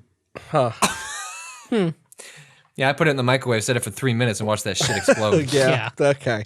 Keep Clean it that real. up, Mom. Great. Good. So, second actual one is and this has become seasonal as I moved to the north in Florida. This is kind of like actually year round in my childhood. But it's hot chocolate, but specifically Colombian hot chocolate, Corona brand, which comes in these blocks. And so you like melt it into milk, not water. Fuck off. Yeah, put that shit right in the milk. And it's so fucking delicious. And also it always has it's batido. It has to be fucking what's the word for that? I mean, we used to do it in a blender, but you mix it in some vigorous way to introduce air, and you got these little foam on top. It. Yeah, basically, kind of. Okay. Yeah, or like. But this is by. It's so wait. What are you? good. You're doing this with the chocolate before you add it, or after? No, so like chocolate. The chocolate is like a brick of chocolate that you break off yeah. pieces and you put it into the whatever you're cooking it. And like the traditional way Are we you doing used this to on do like a stovetop? Yeah. Yeah. Okay. There's a very specific it's like a metal pitcher almost, actually. Yeah, It's actually okay. and you have this I don't know what the name of it is, but ours was wooden, and it's like imagine a wooden spoon, except at the end imagine a sphere that then you've cut into eighths and taken out every other eighth, which makes it kind of like You're describing a mace. Yeah, kind of. It looks kind of like a mace. Okay. And you stick it in, and you like, you know how you like rub your hands to make with like wood in the middle to fire. So to do fire. To do fire. You do that into the milk really, really fast to make it foamy. Oh, interesting. It's very. I don't know why this is what we've come upon, but it's fucking great. Huh. I remember last year, like the first snow, you were like, I have to find Colombian hot chocolate right now. Yep. I'm going to go on a search. Which I was like, all right, cool. I end up just bringing it. That's the one trip I make down to Florida, and it's super easy to get in my neighborhood. So it's like a wooden whisk. Yeah, kind of. That's what is it this? Or is this just too fancy? It's similar. Similar like that. Yeah, totally. Okay. Ours was a little less notches. Yeah, the one you have is like very fancy. This is a Mexican chocolate whisk stirrer thing. Yeah. So different. Yeah, this does look too fancy. I don't know. I'm just trying to get a whisk to make some Colombian hot chocolate with. Good treat. See, holiday treat. Here's how I know it was a holiday treat. Because last year, the first time it snowed, you're like, I gotta go get this. That is a holiday treat. Yeah. Patrick, do you have a holiday treat? I'm struggling with this for real. So I don't, but I did. I came up with I think a suitable alternative. So I don't like. I was looking through. Literally, I was looking through like candy, holiday treats. It's like, is there something that's just not coming to mind? Right. Like Easter, Cadbury cream eggs. Like those things are actively disgusting, but I fucking love them. And it's the only time that like I'll that like counts. yeah. But so specifically, I was trying to think about like this holiday, and it's like naps, which I know. So I'm wired in a way that like I always feel like I need to be doing something. And it's like if I get a couple of hours where like my wife's asleep and my kid's asleep, like very reasonably I could just go to sleep too because I am tired constantly. But I'll be like, well, I never get time to myself. I'm gonna do something in the garage. I'm gonna go to play a video game for work for a couple hours. Like I just don't usually get quiet time like this. Mm-hmm. But then like in the holidays, like it's one of the only times outside of a vacation, like a planned like leave vacation where I just got time. Like games are slow. I don't need to plan content. I game of the year is over. I don't need to be playing games to like figure out what my list is. Like I'm able to like I get like a week and change off where like several days. My daughter is like at daycare. If I choose to like send her there, I have to pay for it anyway. Like you don't get your money back in that week if you take them out for the holidays. So anyway, that's just a long way of saying like I actually like let myself in like a nap sounds like a weird indulgence, but like I just don't usually give myself that.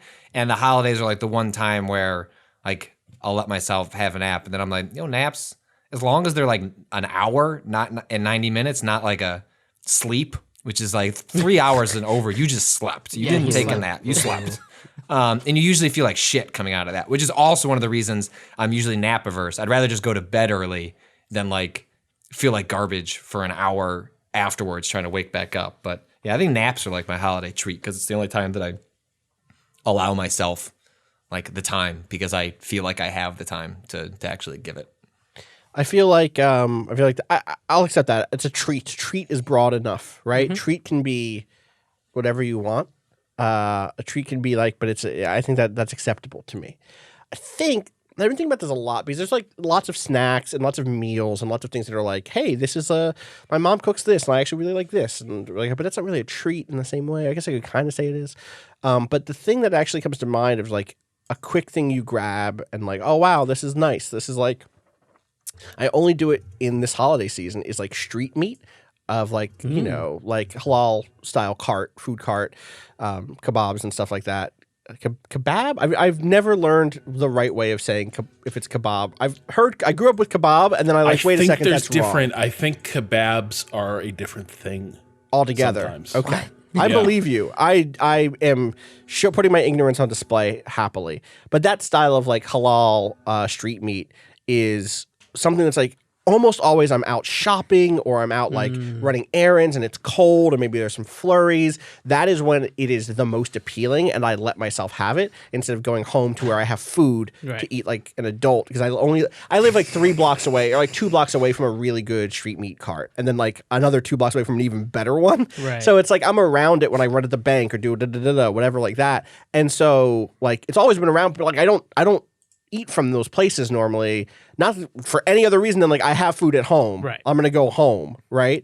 But when I'm out for around the holidays, doing shopping, doing my like pre-go home stuff, like absolutely, and it is like it warms me up, especially if it's just chilly enough to where it's just like you just want that street meat. Sometimes you just want that street meat. Well, they brought that street meat in. We got upstairs Today? I don't think today. Oh. I don't know, but we've got halal guys like twice now. Nice. They've come through. Hell yeah. Very good. So yeah, that's mine. That's mine. As we kick off this holiday season here, I hope everyone has a safe weekend. I hope everyone, if you're driving or traveling, I hope your traveling goes well. We'll be back next week with some more stuff. I don't think I have any other. We don't have any other announcements, right? Because it's going out weird. It's coming out on Thursday or Friday. We're figuring out our game of the year stuff, but there'll be. Yeah. Oh, we can at least say there'll be podcasts. Yes. There will be podcasts. 8 podcasts for the time that we're all sort of taking time off, like roughly Christmas through New Year's. Yeah. So I am excited about those.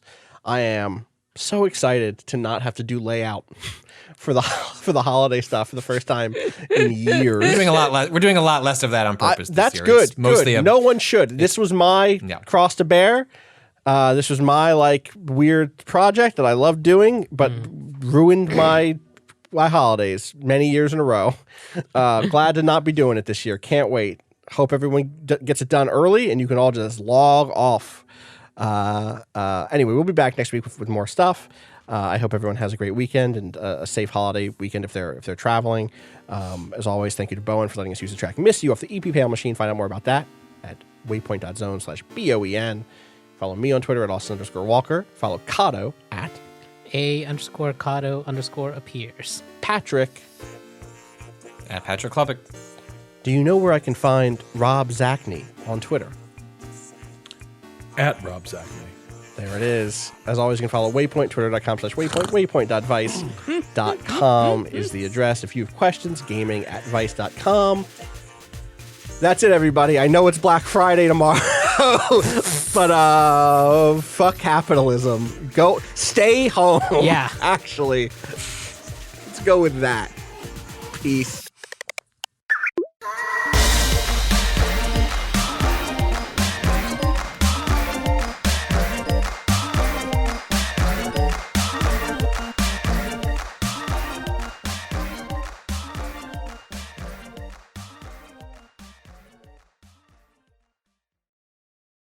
The original doorbuster was the Liberty they were keeping in the Bastille. Oh.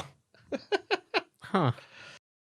Wars, it's over. Good job. No more Star Wars. Shit, they canceled The Mandalorian already? I canceled it. Yep. 3 episodes is all you get. I like that show.